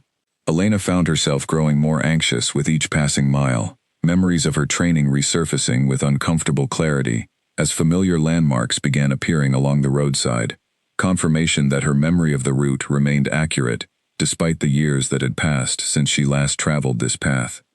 They passed through a village on the second day, small and unremarkable, where Elena had once stopped briefly during her own journey north for training years before. The bakery she remembered still stood at the village center, the same warm smell of bread drifting through the narrow streets, and for a strange, disorienting moment, Elena felt as though time had folded in on itself, The frightened young trainee she had once been standing somewhere just out of sight, watching the woman she had become pass through the same streets, with an entirely different purpose. "You've gone quiet," Nathan observed on the third day of their journey, as they made camp beneath a cluster of trees, a short distance from the main road. "I'm remembering things I'd rather forget," Elena admitted, staring into the small fire they had built to ward off the evening chill. "This road, these villages, I passed through here as a much younger person, before I fully understood what the training I was receiving would eventually require of me." "Do you regret it?" Nathan asked. "The path that brought you here?" Elena considered the question seriously before answering. "I regret the years I spent believing violence was simply a tool, without weight or consequence, beyond whatever payment waited at the end of a task. I don't regret where that path eventually led me, strange as that might sound." Nathan's expression softened slightly, understanding passing between them despite the very different paths that had brought each of them into Damien's service. "He speaks of you often, you know, when you're not present. I've served him since he was a boy, watched him grow into the king he's become, and I've never seen him speak about anyone the way he speaks about you." Elena felt warmth rise in her cheeks, despite the cold evening air. "We haven't known each other very long." "Sometimes that's not the measure that matters most," Nathan said simply, before turning his attention back to securing their camp for the night. They continued their journey the following morning, the landscape growing increasingly familiar to Elena, as they drew closer to the border territories, where her training had taken place years before. By the fifth day, she recognized the distinctive shape of the hills that marked the approach to the Southern Council's training stronghold, a fortress built into the natural contours of a rocky ridge, deliberately positioned to remain hidden from casual travelers along the main roads. "That's it," she said quietly, pointing toward a distant outcropping barely visible through the afternoon haze. "The stronghold sits just beyond that ridge, hidden within a valley that most maps don't properly mark." Nathan studied the distant landscape carefully, his expression grim as the reality of their task settled fully over both of them. "How do we get inside without being recognized?" Elena thought carefully, drawing on memories of the stronghold's layout, the patterns of guard rotations she remembered from her own years training there, the quiet hours when security tended to relax slightly, as most agents settled into evening routines. "There's a supply entrance on the northern side," she said finally, "used mainly for deliveries of food and materials. It's less heavily guarded than the main entrance, since visitors of any importance are expected to use the formal approach instead. If we can pose as delivery traders, we might be able to gain entrance without drawing immediate suspicion. And once we're inside, record storage was kept in the lower levels, near the administrative offices, when I trained here," Elena said. "Assuming things haven't changed significantly, that's where we'll find whatever proof exists, connecting the council directly to these assassination attempts." They spent the remainder of the day observing the stronghold from a careful distance, confirming guard patterns and supply schedules before finalizing their plan for infiltration. Elena counted the sentries along the northern wall 3 separate times, noting the rhythm of their rounds, the moments when their attention drifted furthest from the gate, the brief windows of opportunity that would need to align perfectly for their plan to succeed. As evening fell and the stronghold settled into the quieter rhythms of night, Elena felt the familiar weight of tension settling over her shoulders, the same focused calm she remembered from years of training, for exactly this kind of dangerous, careful work. Only this time, the mission was not one she had been ordered to complete. It was one she had chosen for herself, driven by loyalty to a man and a cause she had never expected to find, in a stronghold she had once been sent to destroy. As darkness fully settled over the valley, Elena and Nathan began their careful approach toward the northern supply entrance, unaware that within the stronghold walls, someone already knew they were coming, and had been preparing a welcome far more dangerous than either of them anticipated. The northern supply entrance stood exactly where Elena remembered it, a low wooden gate set into the stone wall, guarded by a single sentry, who looked more bored than alert as the evening hours stretched toward midnight.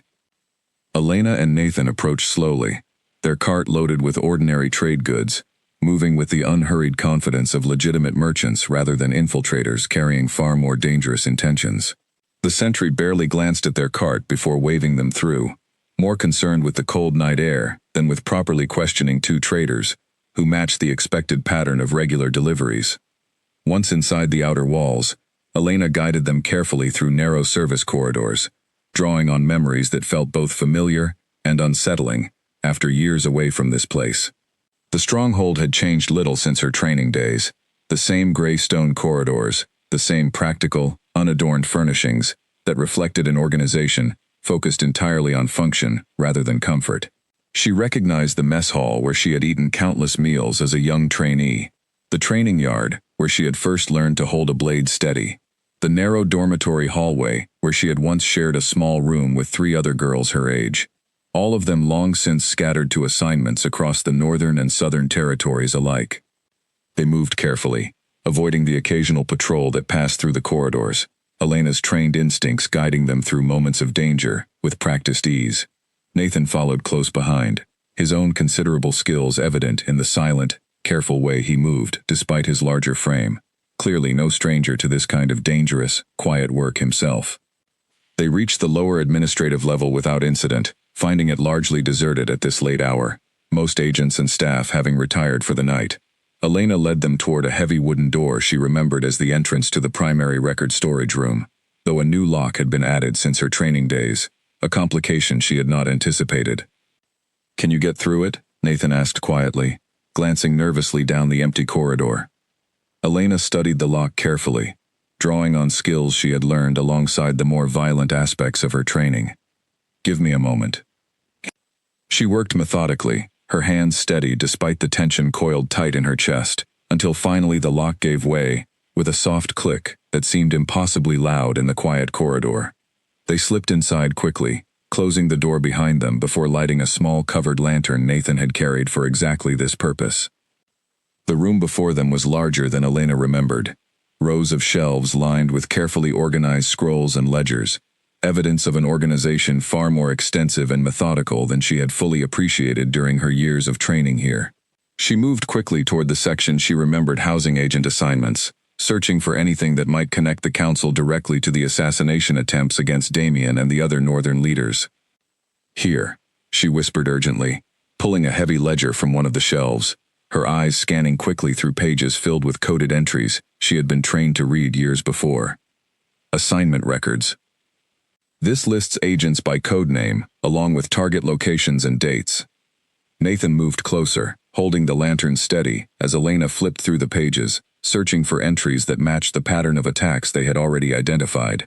Her breath caught as she found what she was looking for, a series of entries spanning the past several months, each one listing a different northern territory, alongside dates that matched precisely with the reported assassination attempts. "This is it," she said, her voice trembling slightly with the weight of what she had found. "Proof. Direct evidence connecting the council to every single attack we suspected them of orchestrating." "We need to take it," Nathan said, already reaching for a satchel to carry the ledger safely back to the northern territories. Before Elena could respond, the sound of footsteps echoed from the corridor outside, growing steadily closer. Elena's heart slammed against her ribs as she quickly extinguished the lantern, plunging the room into darkness, while she and Nathan pressed themselves against the wall near the door, weapons drawn, breath held.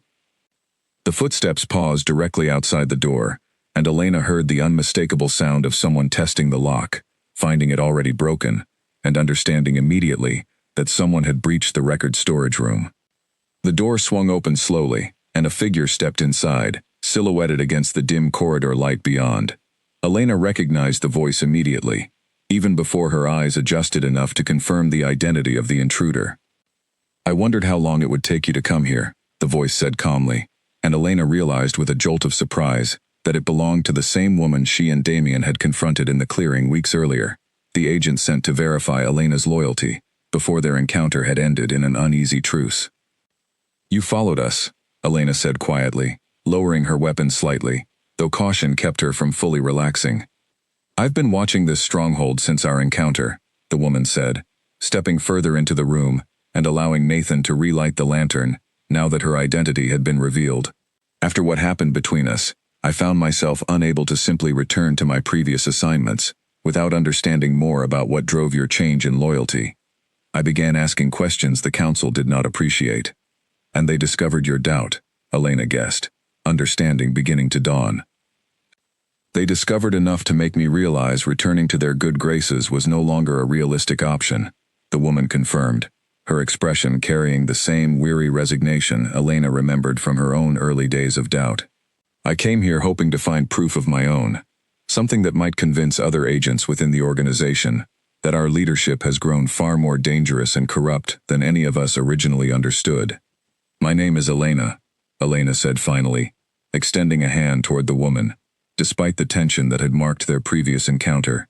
I never properly introduced myself, given the circumstances of our first meeting. Sylvie, the woman replied, accepting the offered hand with a faint, tired smile. Though I suspect that name means very little in this line of work, much like your own. Something in the shape of that name struck Elena with quiet, unexpected force. Sylvie, she repeated slowly. I trained alongside someone by that name, years ago. A girl with sharp eyes and a quicker laugh than any of the instructors approved of. Sylvie's expression shifted, surprise and something gentler passing across her features. I remember a girl who used to sneak extra bread from the kitchens for anyone who'd gone to bed hungry after a hard day of drills, she said slowly. I never forgot that kindness, even after they separated us for different assignments. Elena felt something tighten in her chest, an old grief she had never fully allowed herself to name. The loss of a friendship she had believed permanently severed by the Council's careful policy of isolating its agents from one another. I never expected to see you again, she admitted, certainly not like this. Neither did I, Sylvie said, but perhaps it's fitting that the same doubts that once made us close as trainees would eventually lead us both away from the very organization that trained us. Together, the three of them spent the remainder of the night searching through the record storage room, gathering additional evidence that expanded far beyond the ledger Elena had initially discovered. Financial records revealed extensive payments made to agents across multiple territories. Correspondence between council members outlined explicit discussions of eliminating rising northern leaders, and detailed maps marked additional targets the council intended to pursue in the coming months. Targets that included leaders Elena had never even considered might be at risk. This is far larger than any of us realized, Sylvie said grimly, as they packed the gathered evidence carefully into satchels meant to survive the journey back north. The council isn't simply reacting to Damien Cross's rising influence. They're systematically working to prevent any unification among the northern territories, regardless of which leaders might drive that unification forward. Which means exposing this evidence isn't just about protecting Damien, Elena said, understanding the full scope of what they had uncovered. It's about protecting an entire region from a conspiracy that's been operating in the shadows far longer than any of us realized. As dawn began threatening the eastern horizon, the three of them prepared to make their escape from the stronghold, evidence secured carefully within their satchels, the danger of discovery growing with every passing minute they remained within these walls. Sylvie led them toward a different exit than the one Elena and Nathan had used to enter, a path she had discovered during her own careful surveillance of the stronghold's security patterns. They nearly made it clear of the outer walls before disaster struck. A sentry, more alert than the one who had waved them through the previous evening, spotted their careful movement toward the northern gate and raised an alarm that echoed through the quiet dawn air, shattering the fragile secrecy that had protected their infiltration until this final, critical moment. "Run!" Sylvie shouted, already moving toward the tree line beyond the stronghold walls, and Elena and Nathan followed without hesitation. Satchels of crucial evidence clutched tightly, as shouts and pursuing footsteps erupted behind them. They sprinted through the pre-dawn darkness, the sounds of pursuit growing louder as more of the stronghold's occupants joined the chase, alerted by the sentry's alarm. Elena's heart pounded with a mixture of fear and fierce determination, every instinct focused entirely on reaching the safety of the tree line, where their carts and horses waited, hidden among the dense forest growth. A blade whistled past Elena's shoulder, thrown by a pursuing agent with deadly accuracy, missing her only by the narrowest margin as she ducked instinctively while continuing her desperate sprint toward safety. Nathan returned fire with a throwing knife of his own, buying them a few precious extra seconds as one of their pursuers stumbled, wounded but not fatally injured. They reached the tree line, moments later, diving into the dense undergrowth as more blades and arrows followed their retreat, the sounds of pursuit growing more chaotic and disorganized as their pursuers struggled to track them through the thick forest cover. "This way," Elena gasped, leading them toward the hidden clearing where their horses waited, praying desperately that their pursuers would lose the trail before catching up to their means of escape. They reached the horses just as the first pursuing agents crashed through the underbrush behind them, and Elena, Nathan, and Sylvie mounted quickly, urging their horses into a desperate gallop that carried them away from the stronghold and the danger closing in behind them.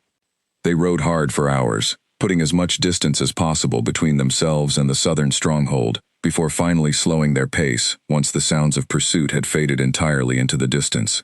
Elena's entire body ached with exhaustion and adrenaline, the satchel of evidence still clutched tightly against her chest, as though releasing it might somehow undo everything they had risked to obtain it. "We made it," Nathan said finally, his voice carrying disbelief mixed with profound relief, as they slowed their horses to a more sustainable pace, the immediate danger finally behind them. "For now," Sylvie said grimly, glancing back toward the southern horizon where the stronghold remained hidden from view. "But they'll know exactly what we took, and exactly why we took it. The Council won't simply let this evidence reach the Northern Alliance without attempting to stop us." Elena nodded, understanding the truth in Sylvie's warning, even as exhaustion threatened to overwhelm her thoughts. "Then we need to move quickly. Get this evidence to Damien before the Council has the chance to intercept us again." They continued their journey north over the following days, moving with careful urgency, watching constantly for any sign of pursuit, while pushing their horses and themselves toward the safety of Damien's stronghold as quickly as possible. Sylvie proved an invaluable addition to their party, her knowledge of the Council's likely countermeasures helping them avoid several potential ambush points along routes she suspected agents might use to intercept their return. One evening, as they made camp in a sheltered hollow well off the main road, Sylvie shared more of her own story with Elena, the years of training that had shaped her much the same way Elena's own training had shaped her, the slow accumulation of small doubts that had eventually grown too large to ignore. "I used to believe the work mattered," Sylvie admitted quietly, staring into their small campfire, "that we were protecting something worth protecting, even if the methods were difficult to justify. It took me a long time to admit that the Council cared far more about preserving their own power than protecting anyone at all." "What finally convinced you?" Elena asked. "An assignment I refused," Sylvie said simply. "A target whose only crime was refusing to pay tribute the Council demanded from a small border village. I couldn't do it. And once I refused one assignment, I understood I could never fully trust the organization's judgment again." On the 6th day of their return journey, as familiar northern landmarks began appearing along their path, Elena allowed herself, for the first time since their dangerous infiltration, to imagine returning safely to the stronghold, to Damien, to the possibility of a future that extended beyond simply surviving the immediate danger surrounding them. She did not yet know that while she had been risking everything to gather proof of the Council's conspiracy, danger of an entirely different kind had been building within Damien's own stronghold, a threat that would test everything she had fought to protect in ways she never could have anticipated. While Elena, Nathan, and Sylvie made their careful way back from the southern stronghold, trouble had indeed found its way into Damien's own halls, though not in the form either of them would have predicted. It began with a visit from Lord Edmund Voss, an elder statesman from a neighboring territory who arrived unannounced 3 days after Elena's departure, requesting an audience with Damien under the guise of discussing trade agreements between their two territories.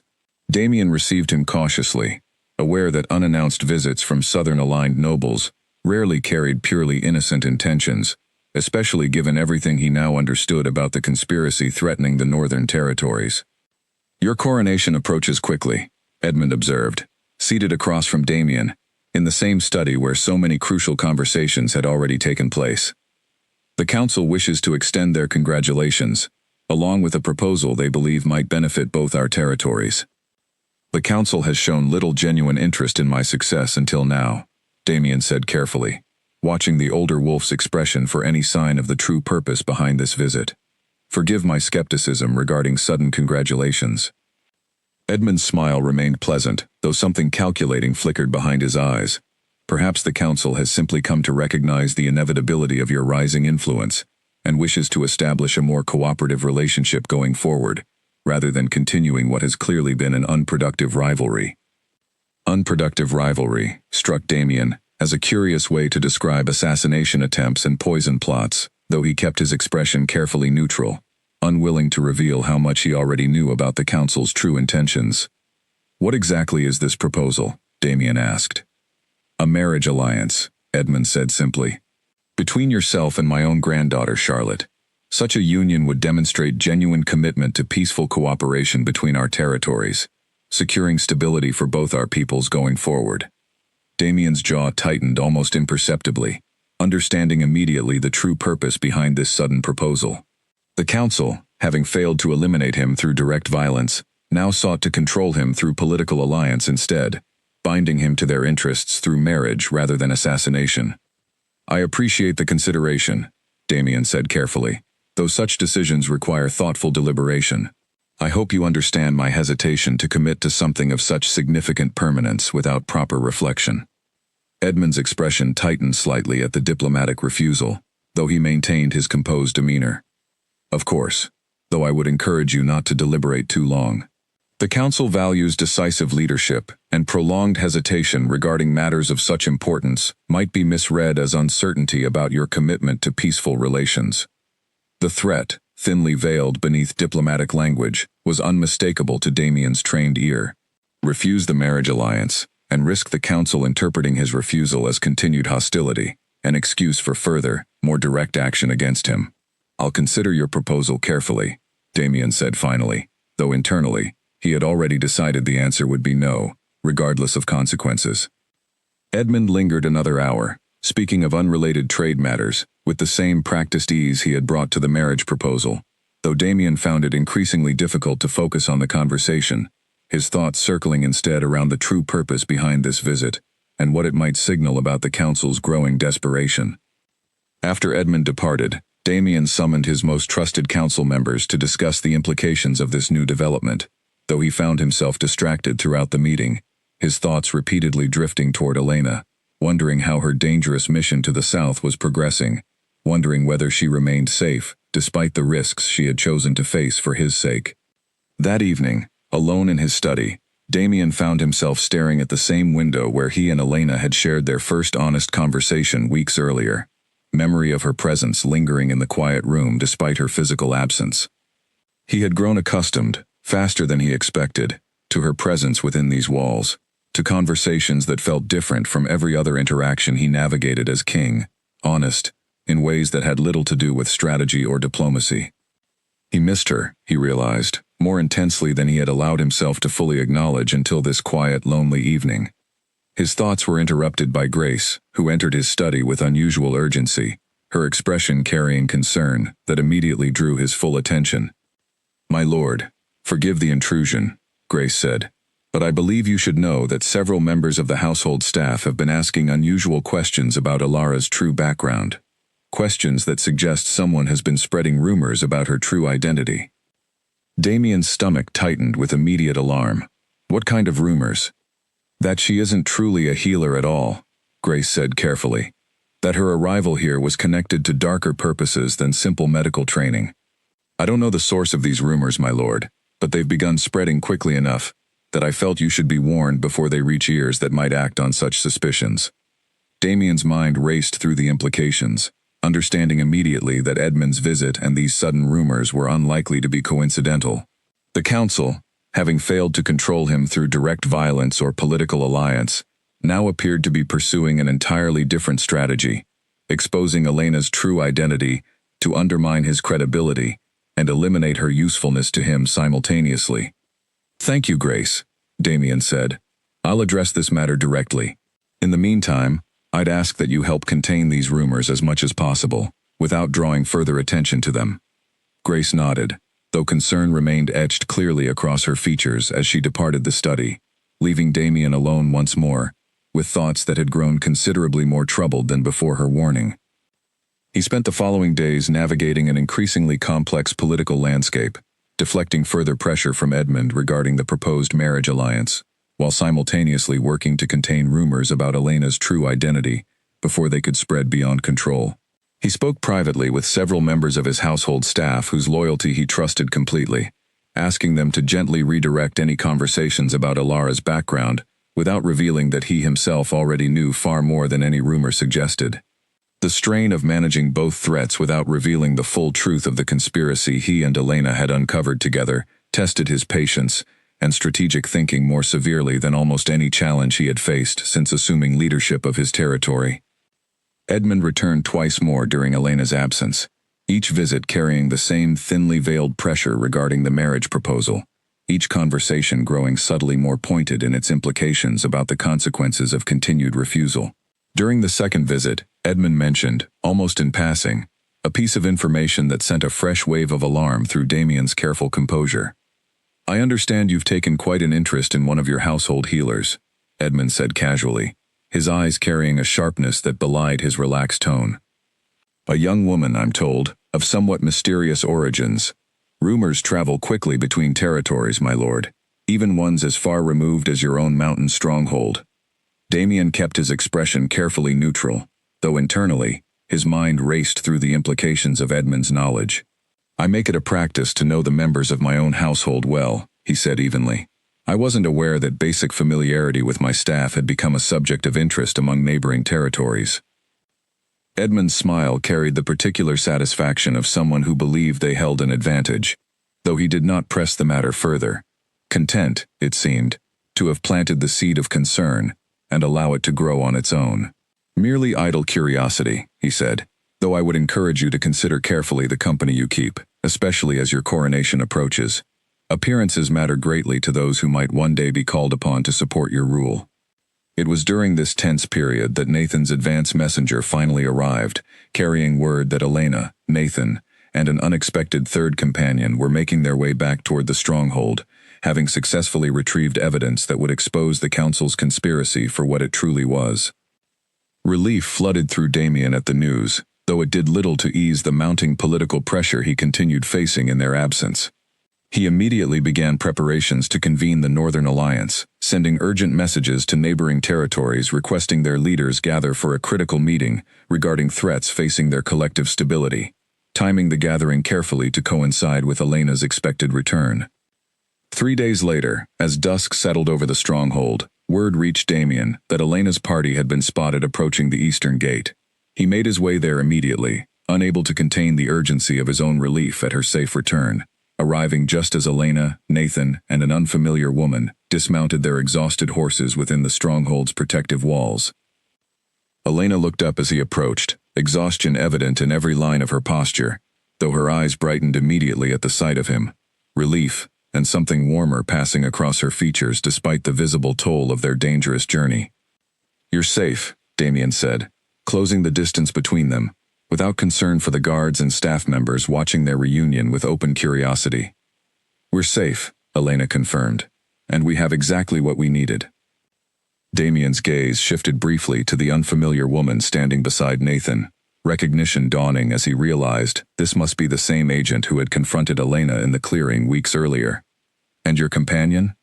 "Sylvie," Elena said. "She helped us gather crucial evidence that goes far beyond what either of us expected to find." Damien nodded, understanding immediately that further discussion needed to happen, away from curious onlookers gathered near the gate. "Come inside, all of you.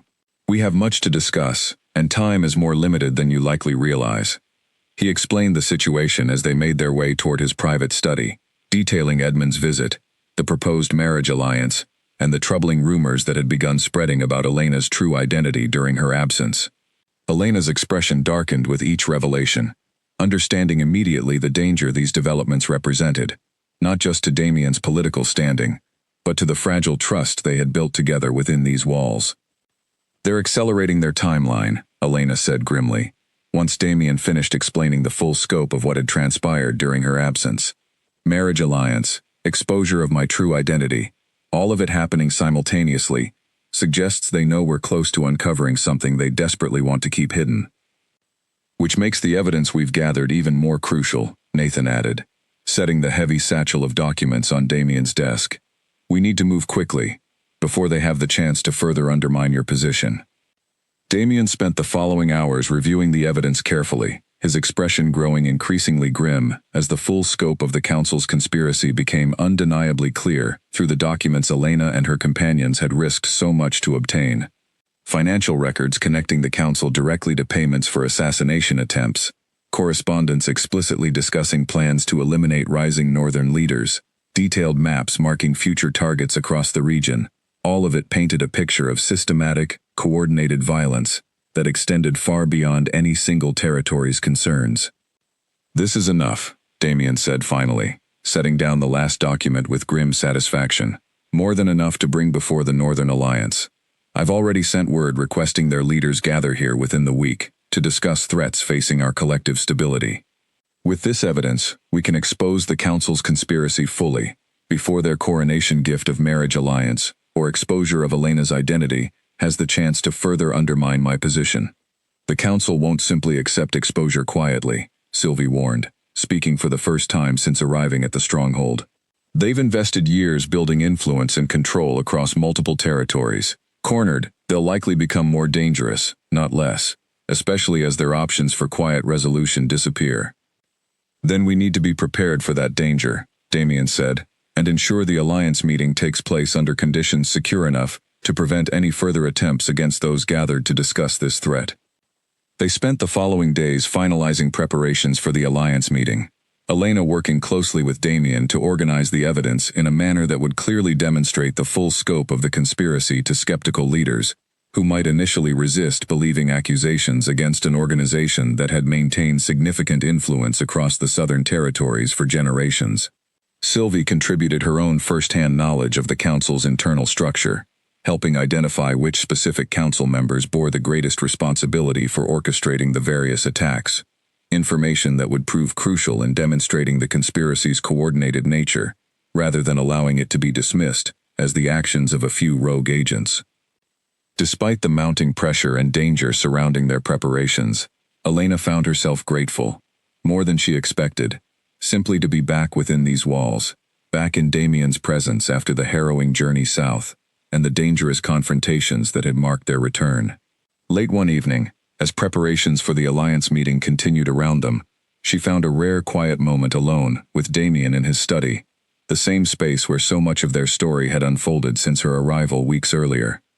"I missed you," Damien admitted quietly, breaking the comfortable silence that had settled between them as they reviewed final preparations together.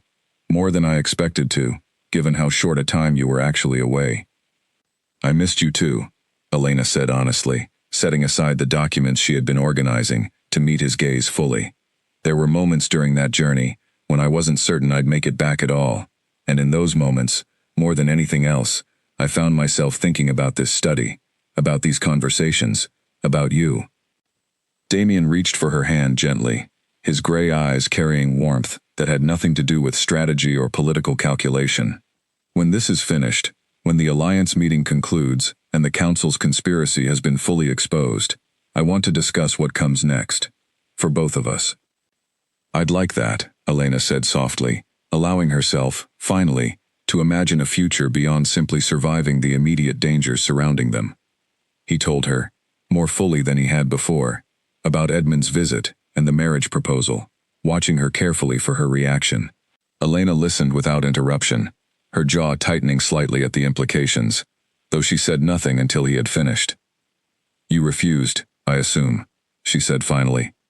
"Without hesitation," Damien confirmed, though I suspect Edmund did not fully believe my hesitation was purely a matter of needing time to consider. "Good," Elena said, and something in the simple certainty of the word made Damien's chest warm, despite the seriousness surrounding them. "I would have been considerably less pleased with your careful diplomacy if you'd suggested otherwise." Damien's answering smile carried genuine amusement despite everything. "Careful diplomacy has kept me alive through 15 years of rule. I don't intend to abandon it entirely, even for you. Even for me," Elena repeated softly, testing the shape of the words, finding them fit more comfortably than she expected. But even as they allowed themselves this brief moment of hope, neither of them yet understood how dramatically the coming Alliance meeting would test everything they had built together, or how far the Council would be willing to go to prevent their conspiracy from being fully exposed before leaders capable of uniting against them. The leaders of the Northern Alliance began arriving 4 days later, each accompanied by small retinues of trusted guards and advisors, filling Damien's stronghold with a tension that seemed to hum through every corridor and gathering hall. Elena watched from a careful distance as they arrived, remaining largely out of sight per Damien's careful instructions, aware that her presence among the visiting dignitaries might raise questions neither of them were prepared to answer until the formal meeting properly began. She recognized several names from the evidence they had gathered, leaders whose territories had been marked as future targets within the council's own documented plans, though none of them yet understood the true danger they had unknowingly survived or continued to face. Alpha Marcus Bellwether arrived first, a broad-shouldered leader from the Eastern Territories, whose gruff demeanor concealed a sharp, calculating mind that Damien had come to respect through years of careful diplomatic relations.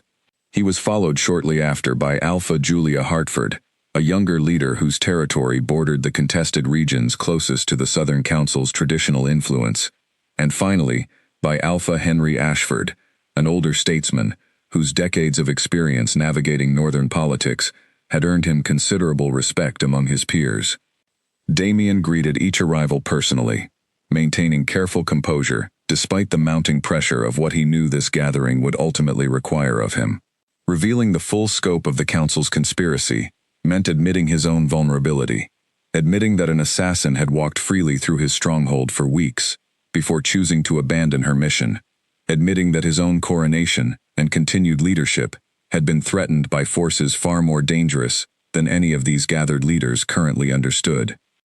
Elena spent the hours before the formal meeting reviewing her testimony with Sylvie, the two of them practicing how best to present information that might otherwise sound implausible to leaders who had never encountered the shadowy world of trained agents and coded assignments that had shaped both of their early lives. "They'll want proof beyond words," Sylvie reminded her more than once. "Speak plainly. Let the documents carry the weight your own testimony might not."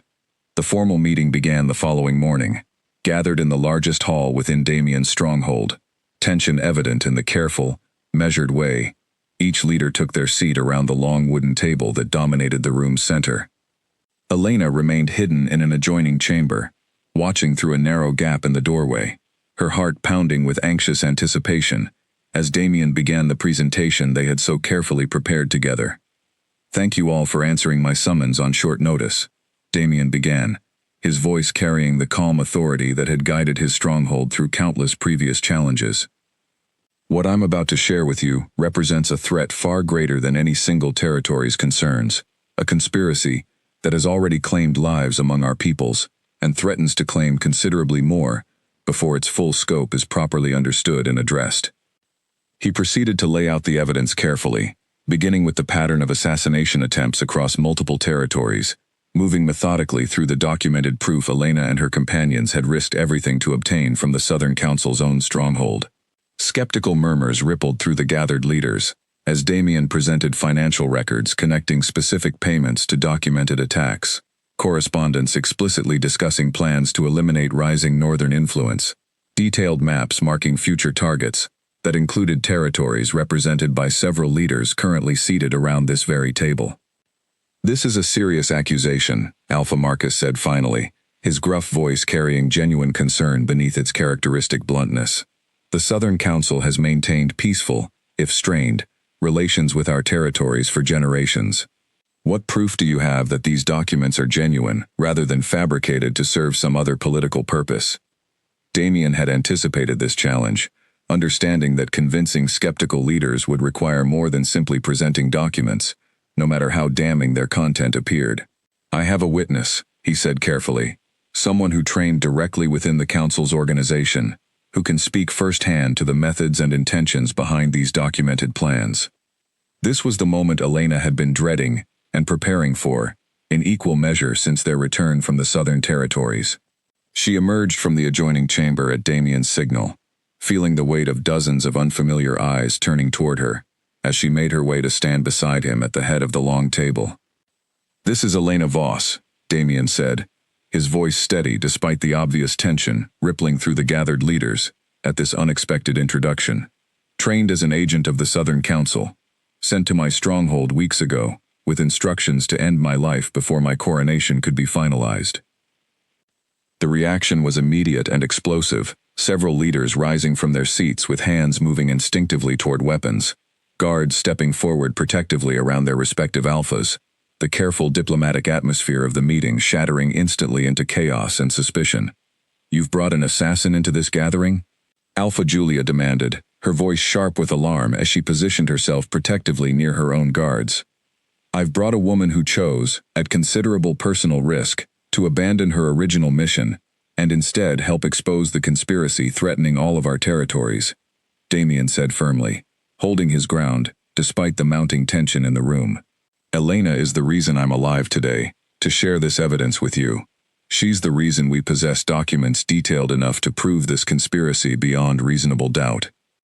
Elena stood her ground, despite the hostile stares directed toward her, understanding that this moment would determine whether their evidence would be taken seriously or dismissed as elaborate manipulation.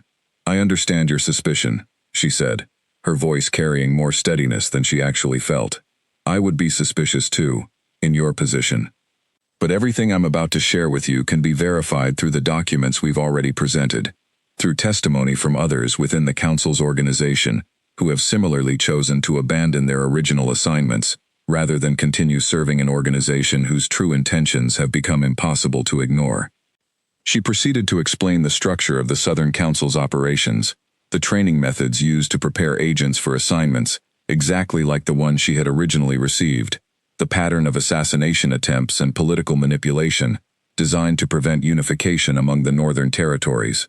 As she spoke, she watched the hostile suspicion in several faces slowly shift toward troubled consideration, the weight of her first-hand testimony, combined with the documented evidence beginning to overcome initial resistance to accepting such a serious accusation against a long-established Southern power.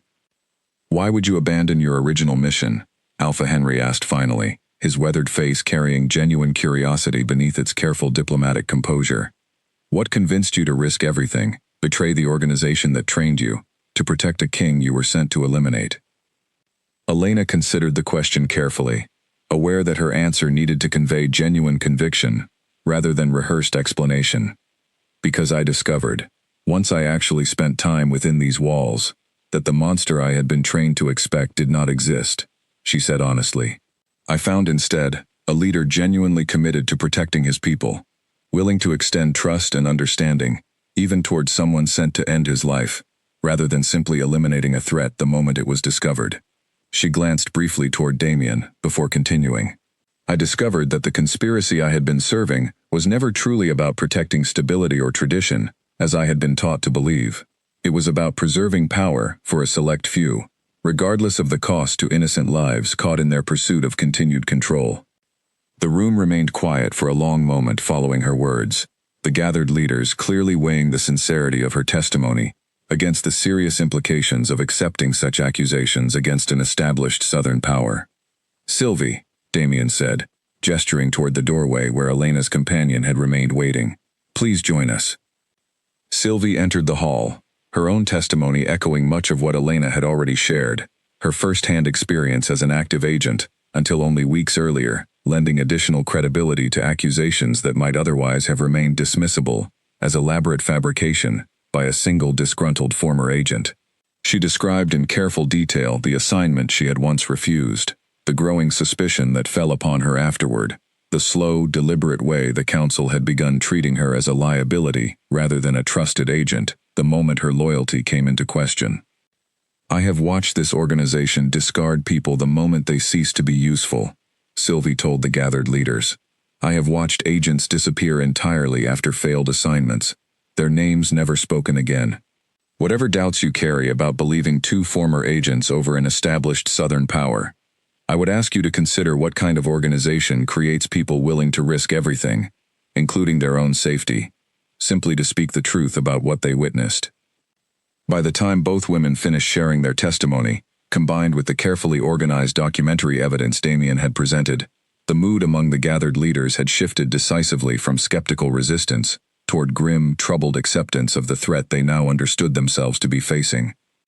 "If this is accurate," Alpha Marcus said slowly, his earlier bluntness tempered by the weight of what he had just heard, "then the Southern Council represents a far greater danger to our collective stability than any of us previously understood." Isolated attacks I might have dismissed as unfortunate coincidence, but a coordinated conspiracy spanning multiple territories, deliberately designed to prevent unification among our peoples? He shook his head grimly. This changes everything. What do you propose we do?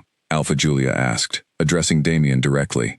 I propose we formalize our alliance, Damien said, having anticipated this question and prepared his response carefully in the days leading up to this gathering. Not simply as a loose collection of neighboring territories maintaining polite diplomatic relations, but as a genuine, unified coalition capable of standing against threats exactly like the one we've just exposed. United, we possess sufficient strength to confront the Southern Council directly, demand accountability for their actions, and prevent further attempts against any of our territories going forward.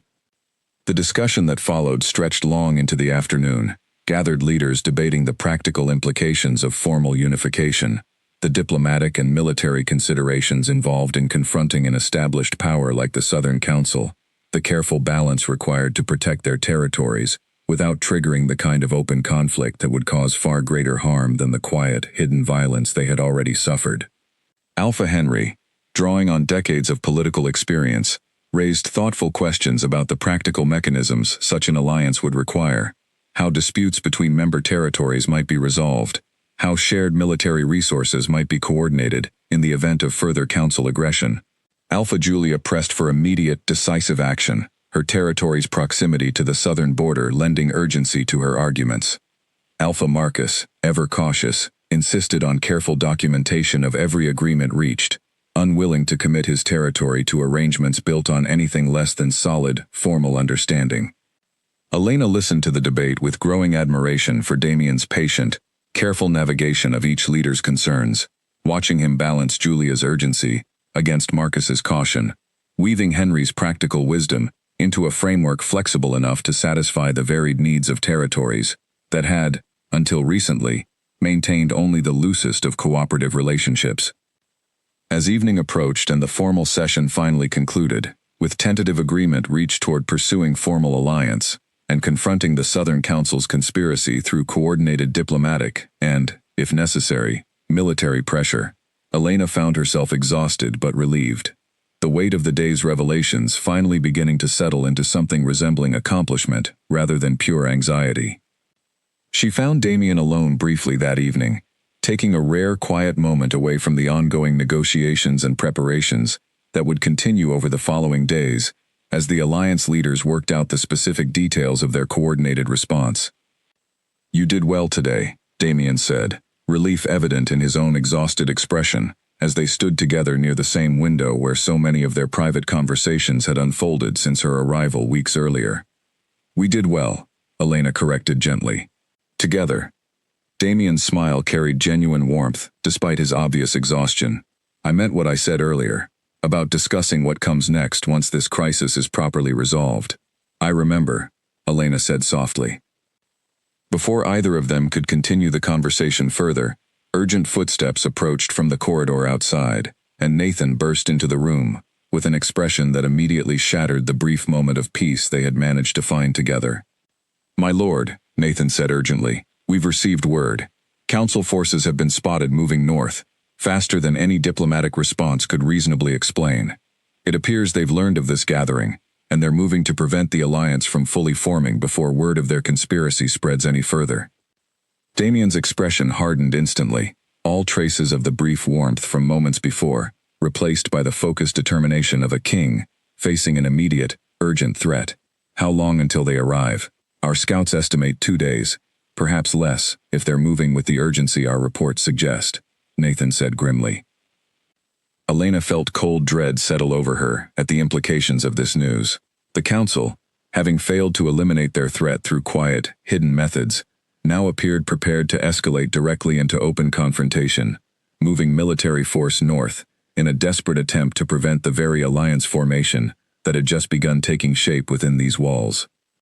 Gather the alliance leaders immediately, Damien said, already moving toward the door with renewed urgency. Whatever agreements we've begun forming today, we need to finalize them tonight. If council forces are truly moving against us, we need to be prepared to face them together, rather than scattered and vulnerable across our individual territories. As Damien hurried from the room to address this new, urgent crisis, Elena remained behind for a brief moment, her heart pounding with the sudden, sharp understanding that the danger surrounding them had escalated far beyond anything they had previously faced. The careful, hidden conflict that had defined the weeks since her arrival had suddenly transformed into something far more immediate and dangerous, a direct confrontation that would test not only the fragile alliance they had just begun building, but everything Elena and Damien had risked to protect throughout their shared, dangerous journey together. The alliance leaders reconvened within the hour, their earlier caution replaced now by grim urgency, as Nathan's report of approaching council forces settled over the gathering. Alpha Marcus, whose earlier skepticism had made him the most reluctant to commit fully to formal alliance, now proved among the most decisive in calling for immediate, coordinated defense. "There is no more time for careful deliberation," Marcus said bluntly, addressing the assembled leaders. "The council has answered our gathering with the very kind of aggression Elena Voss and her companions warned us of. I propose we formalize our alliance tonight, binding, immediate, with clear commitments regarding shared defense against whatever force approaches this stronghold." The remaining leaders voiced their agreement in turn, the formal ceremony of alliance conducted with far less pageantry than such an occasion might normally warrant, but with no less genuine conviction for its haste. Damien stood at the center of the gathering, as each leader pledged their territory's support, the weight of the moment settling over him, with the understanding that whatever came next, he would not be facing it alone. Elena followed Damien from the room, understanding that whatever came next would require every ounce of strength and determination she had developed since first arriving at this stronghold with a hidden blade and a mission she had never expected to abandon. The following 2 days passed in a blur of frantic preparation, the stronghold transforming from a place of careful diplomatic negotiation into a fortress bracing for genuine conflict. Damien moved constantly between meetings with the gathered alliance leaders, coordinating defensive strategies that would combine the strength of multiple territories against the approaching council forces, while also managing the practical logistics of housing and provisioning the additional guards and soldiers each visiting leader had brought to reinforce their combined defense. Elena found herself drawn into these preparations more deeply than she expected, her intimate knowledge of the council's training methods and likely tactical approaches proving invaluable as Damien and the other leaders worked to anticipate exactly what kind of force they would soon be facing. "They won't send a traditional army," Elena explained during one tense strategy session, gathered around the same long table where the alliance had first been proposed. "The council's strength lies in trained agents, skilled in infiltration, and precision strikes, not large-scale open warfare. If they're moving forces north with unusual urgency, they're likely hoping to disrupt this gathering through chaos and confusion, targeted strikes against key leaders, rather than a straightforward military assault. Which means our defense needs to account for that kind of threat specifically," Alpha Marcus said, understanding immediately the implications of Elena's assessment. "Traditional wall defenses and organized troop formations will do little good against agents trained for exactly the kind of infiltration you're describing.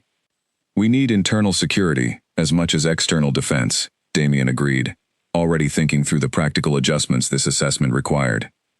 Every entrance monitored, every unfamiliar face questioned, patrols moving through the interior corridors as much as the outer walls. Sylvie contributed detailed knowledge of specific infiltration techniques the council favored, the kinds of disguises and cover stories agents were trained to use, the particular vulnerabilities such agents typically sought to exploit within a stronghold's defenses. Together, she and Elena walked the interior corridors alongside Nathan, identifying blind spots in the current guard rotation, narrow passages where a skilled infiltrator might slip past careless patrols, storage rooms and lesser-used chambers that would need additional securing before nightfall. They spent the remaining hours before the council's expected arrival, implementing exactly these kinds of adjustments, Elena working alongside Nathan and Sylvie to identify vulnerable points within the stronghold's defenses that a trained infiltrator might exploit, drawing on her own experience to anticipate tactics the approaching agents were likely to employ. As the second day drew toward evening, scouts returned with confirmation that council forces had made camp within a day's march of the stronghold, their numbers and composition suggesting exactly the kind of specialized infiltration force Elena had predicted, rather than a traditional army prepared for open confrontation. They'll likely attempt their move under cover of darkness, Elena said, studying the scout's report carefully alongside Damien and the assembled alliance leaders. Probably tomorrow night, giving them time to properly scout our defenses today and tonight, before committing to their approach. Then we'll be ready for them, Damien said grimly, already issuing final instructions to reinforce the specific vulnerabilities Elena and her companions had identified throughout their preparations. That night, unable to sleep despite the exhaustion weighing heavily on her body, Elena found herself walking the stronghold's corridors, checking and rechecking the defensive preparations they had spent the past 2 days establishing. She found Damien in much the same state, standing alone in the training yard beneath a sky scattered with distant stars, his expression carrying the weight of a leader, preparing to protect everyone under his care against a danger he had never anticipated facing so directly. "You should rest," Elena said softly, approaching him carefully in the quiet darkness. "So should you," Damien replied, though neither of them made any move to follow that sensible advice. They stood together in comfortable silence for a long moment, drawing quiet strength from each other's presence as the weight of tomorrow's likely confrontation settled heavily between them. "Whatever happens tomorrow," Damien said finally, breaking the silence, "I need you to know that everything you've sacrificed, everything you've risked, since choosing to abandon your original mission, it's mattered, more than I think you fully understand." Elena felt her throat tighten with emotion she hadn't fully allowed herself to acknowledge amid the frantic preparations of the past days. "I chose this," she said quietly. "Every step of it. I don't regret any of it, no matter what tomorrow brings." Damien reached for her hand in the darkness, his fingers intertwining with hers in a gesture that carried more comfort and connection than words alone could have conveyed. "When this is finished," he said softly, "regardless of how tomorrow unfolds, I want you to stay. Not as a hidden secret, not as someone whose true identity needs to be carefully protected from suspicious rumors. I want you here, openly, as someone who belongs within these walls as much as I do." Elena's breath caught at the sincerity in his voice, at the promise of a future she had barely allowed herself to imagine throughout the dangerous weeks since her arrival. "I want that too," she whispered. They remained together in the quiet training yard for a while longer, drawing strength from the fragile hope of a future neither of them could yet be certain they would survive to reach, before finally retreating to separate quarters, understanding that tomorrow would demand every ounce of focus and strength they could each summon. The attack came exactly as Elena had predicted, under cover of deep darkness the following night, though the stronghold's reinforced defenses meant the Council's infiltration force encountered far more organized resistance than they had likely anticipated. Elena found herself in the thick of the confrontation almost immediately, her training and first-hand knowledge of the Council's tactics proving invaluable, as she helped coordinate the defense against agents attempting to breach the stronghold's interior corridors. She fought alongside Nathan and Sylvie, the three of them working together with practiced coordination, born from their shared experience, infiltrating the southern stronghold weeks earlier, now turning those same skills toward defending against a similar kind of threat. The confrontation that unfolded through the darkened corridors and courtyards was chaotic and dangerous, small groups of council agents clashing with alliance guards throughout the stronghold's interior, while Damien himself led a coordinated response alongside the visiting Alpha leaders, their combined forces working to contain and repel the infiltration before it could reach its intended targets among the gathered leadership. Elena found herself facing down a familiar figure amid the chaos, recognizing with a jolt of cold dread the same instructor who had trained her years earlier, a man named Edward, whose calculating expression carried undisguised fury at the sight of his former student standing against him. "You've betrayed everything you were trained for," Edward said coldly, circling carefully as they faced each other in a narrow interior corridor. "I've betrayed an organization that trained me to be a weapon without conscience," Elena replied, her stance steady despite the fear coiling in her chest at facing someone whose skill she knew intimately well from years of shared training. "That's not betrayal. That's finally understanding what I should have questioned from the very beginning." Their confrontation was brief but intense, years of shared training meeting in a clash that tested every skill Elena had developed throughout her life, though her recent weeks of genuine purpose and conviction lent her a determination that ultimately proved decisive against her former instructor's cold, mechanical precision. She disarmed him finally, leaving him restrained rather than eliminated, understanding that his testimony might yet prove valuable in fully exposing the Council's operations before the broader alliance.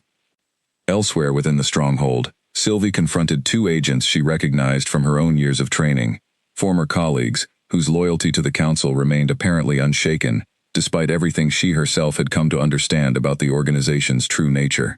Nathan fought alongside a handful of Alliance guards near the western storeroom, one of the vulnerable points Elena had identified during their earlier preparations, successfully repelling an attempted breach that might otherwise have allowed several Council agents to slip deep into the stronghold's interior undetected. Throughout the stronghold, similar confrontations played out as the night wore on, the combined defensive strength of the Alliance leaders and their guards gradually overwhelming the Council's infiltration force despite the initial chaos and confusion. Alpha Julia, whose territory bordered the southern regions most familiar with Council tactics, proved particularly effective in coordinating the defense of the eastern wing, her guards moving with disciplined precision that spoke to years of experience defending against exactly this kind of shadowy threat. Alpha Marcus, despite his gruff and cautious nature during the earlier negotiations, fought with a ferocity that surprised even those who had known him for years, personally repelling an attempt against Alpha Henry's quarters that might otherwise have proven disastrous for the fragile new alliance. By the time dawn began breaking over the eastern hills, the attack had been fully repelled, remaining Council agents either captured or retreating back toward southern territories in disorganized defeat.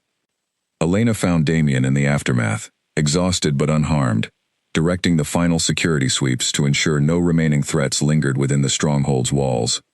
Relief flooded through her at the sight of him, safe despite the danger they had all faced throughout the long, chaotic night.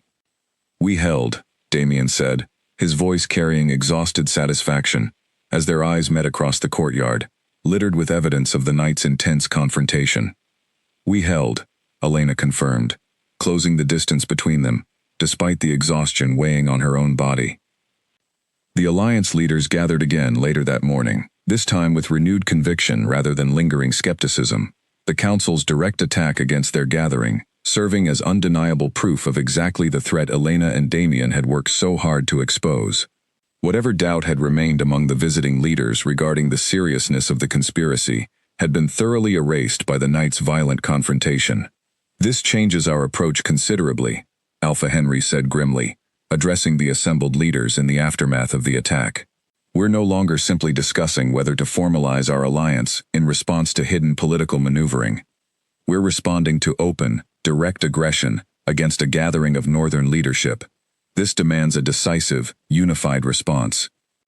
The discussion that followed moved quickly toward concrete action, the Alliance leaders agreeing to formally unite under a coordinated coalition, prepared to confront the Southern Council directly with the full weight of their combined evidence and military strength, demanding accountability for the conspiracy that had already claimed lives across multiple territories and had now escalated into open attack against their unified gathering.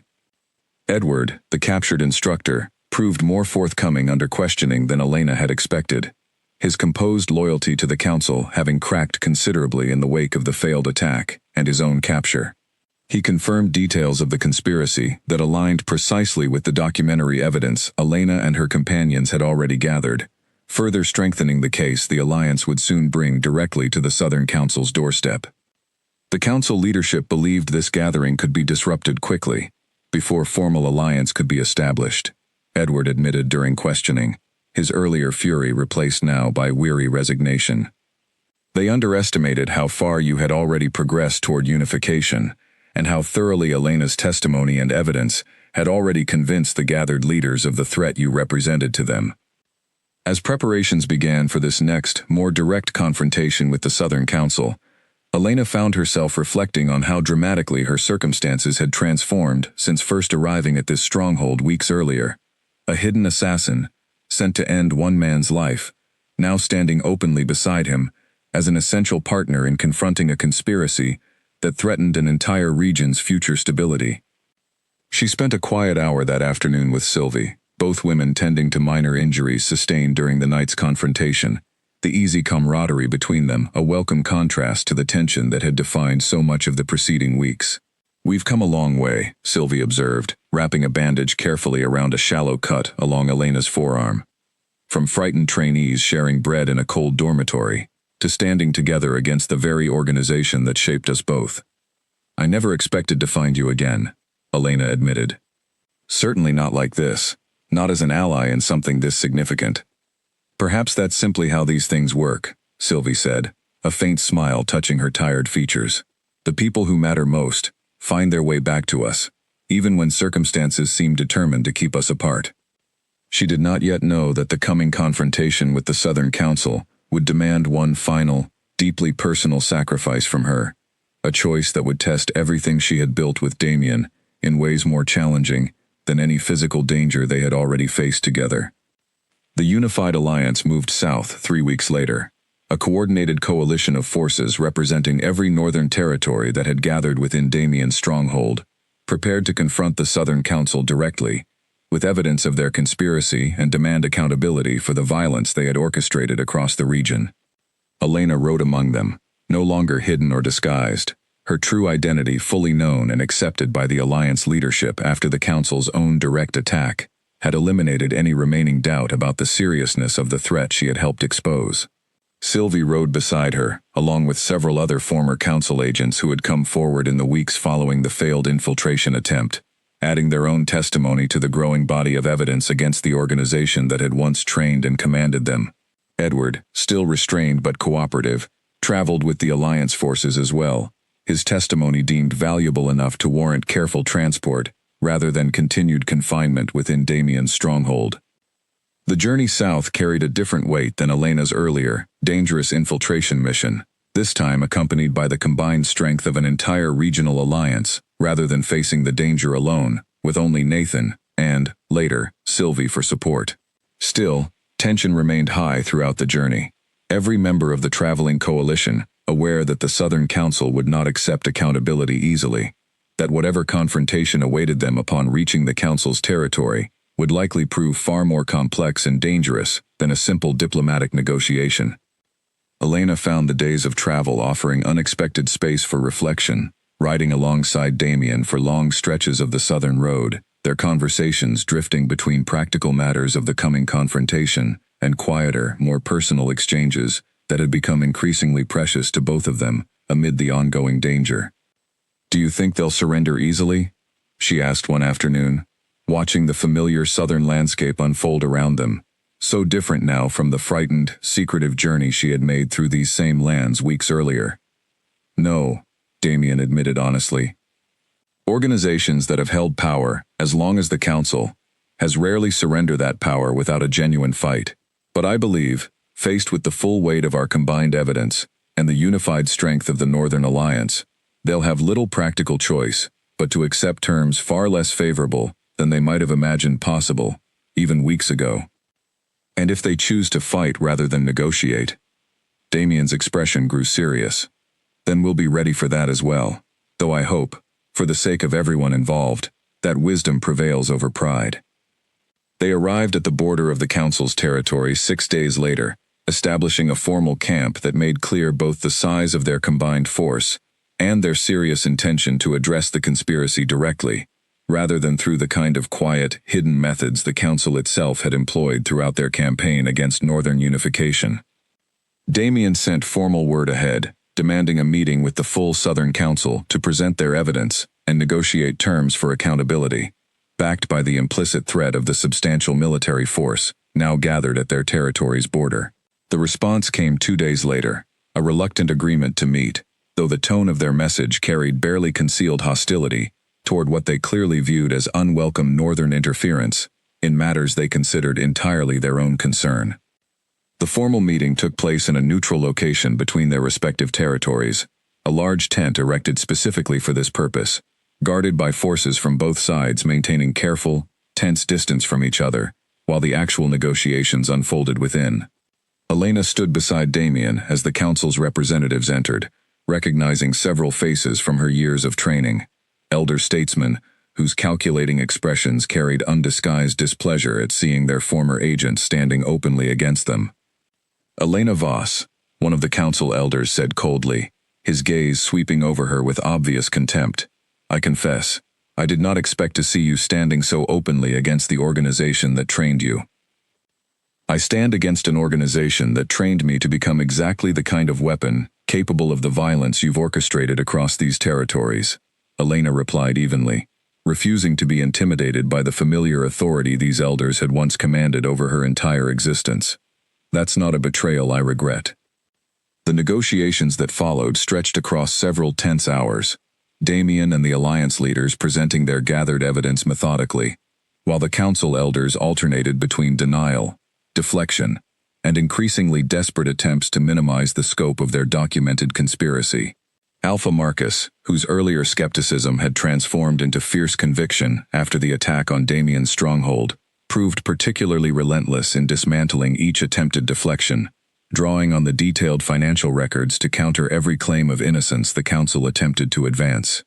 Alpha Julia pressed hard on the human cost of the conspiracy, naming specific villages and families affected by the council's various schemes, refusing to allow the discussion to remain abstract or purely political. Elena's testimony, combined with Sylvie's and Edward's own reluctant but ultimately damning admissions, proved impossible for the council to fully dismiss, the weight of accumulated evidence gradually eroding their attempts to escape genuine accountability.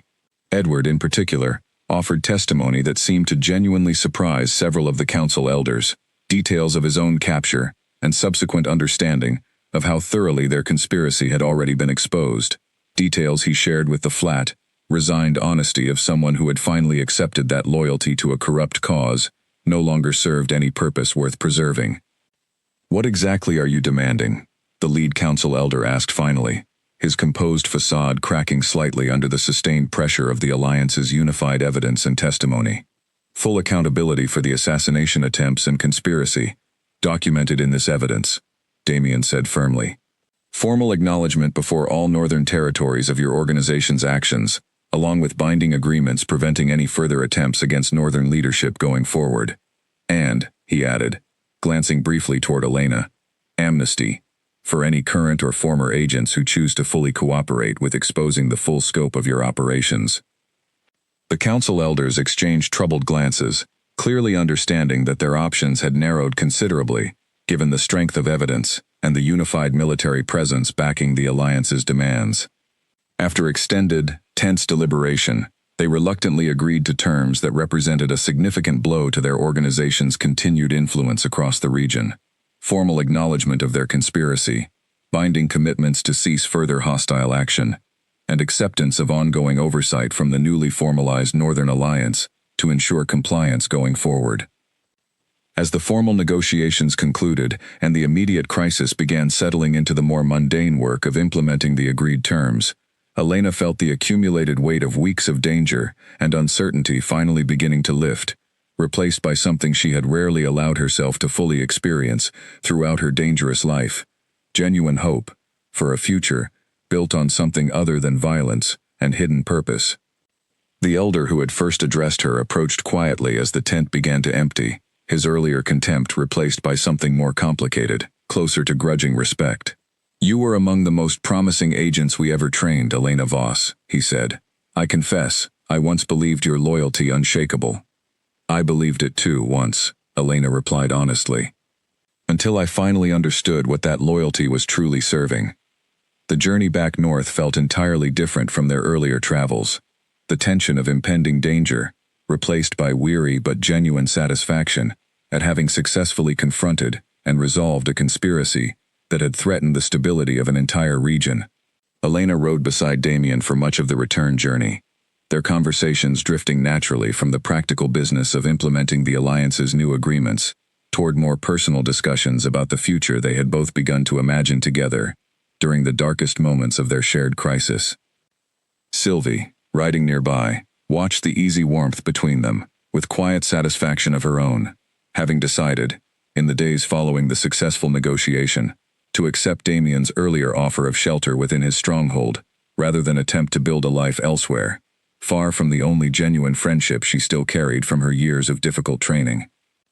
"I meant what I said," Damien told Elena one evening, as they made camp along the familiar northern road that would soon lead them back to his stronghold, "about wanting you to stay, openly, not as a secret to be carefully protected, but as someone who belongs within these walls." "I remember," Elena said softly, warmth spreading through her chest at the sincerity in his voice. "I'm asking you formally now," Damien continued, taking her hand gently in his own. "Stay with me, Elena. Not because circumstances forced us together, not because of any mission or crisis that brought us to this point, simply because I've come to care for you more deeply than I imagined possible, and I want to build whatever comes next together with you."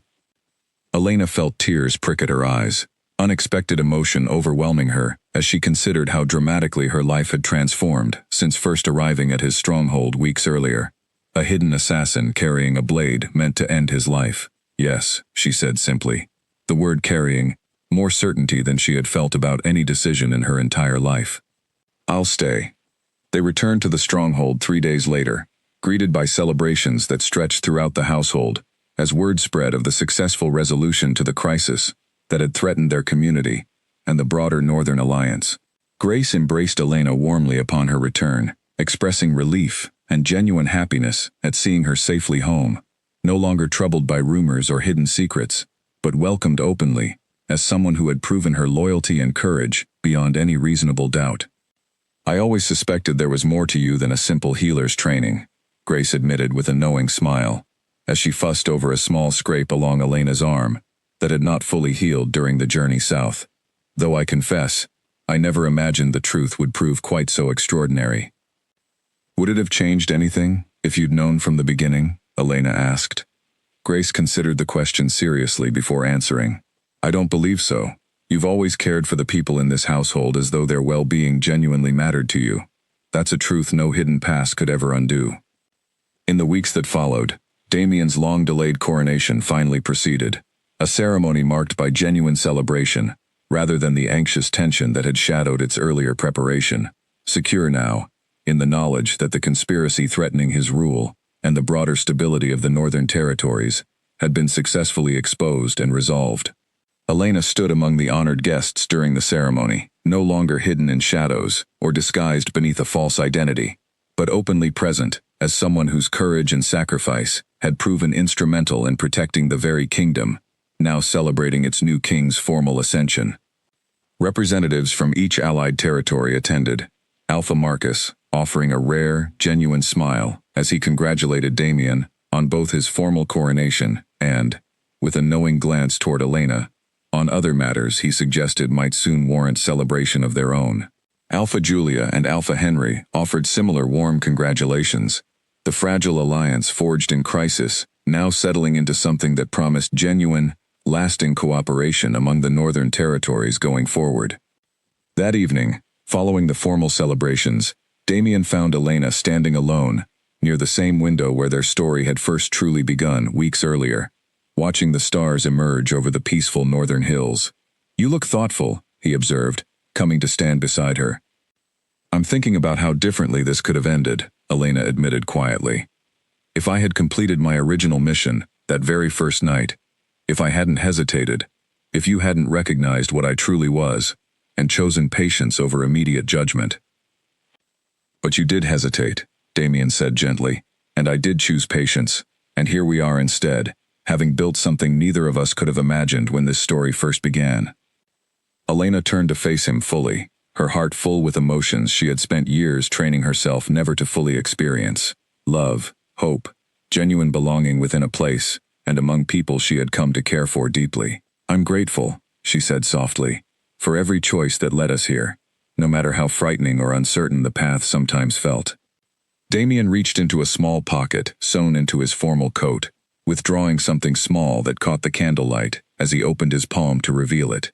A simple ring, elegant in its restraint, clearly chosen with careful thought rather than mere ceremonial obligation. "I had planned to wait," he admitted, a faint, nervous smile touching his lips, despite his usual composure. "To give you more time. To be certain, this was truly what you wanted, not simply the natural result of everything we've survived together. But I find myself unable to wait any longer." Elena's breath caught, her eyes moving from the ring to his face and back again, disbelief and joy warring for dominance in her expression. "Damien, I am not asking you this because a kingdom requires a queen, or because our alliance benefits from a union between us," Damien said, his voice carrying quiet, genuine sincerity. I am asking because I cannot imagine building whatever comes next without you beside me. Because the woman who arrived here weeks ago with a blade hidden along her arm has become the person I trust most completely in this world. Elena Voss, will you stay with me not simply as a guest within these walls, but as my wife, my queen, my equal in everything that follows? Tears spilled freely down Elena's cheeks now, joy overwhelming the careful composure she had maintained through so many dangerous weeks. Yes, she whispered, then louder, with unshakable certainty.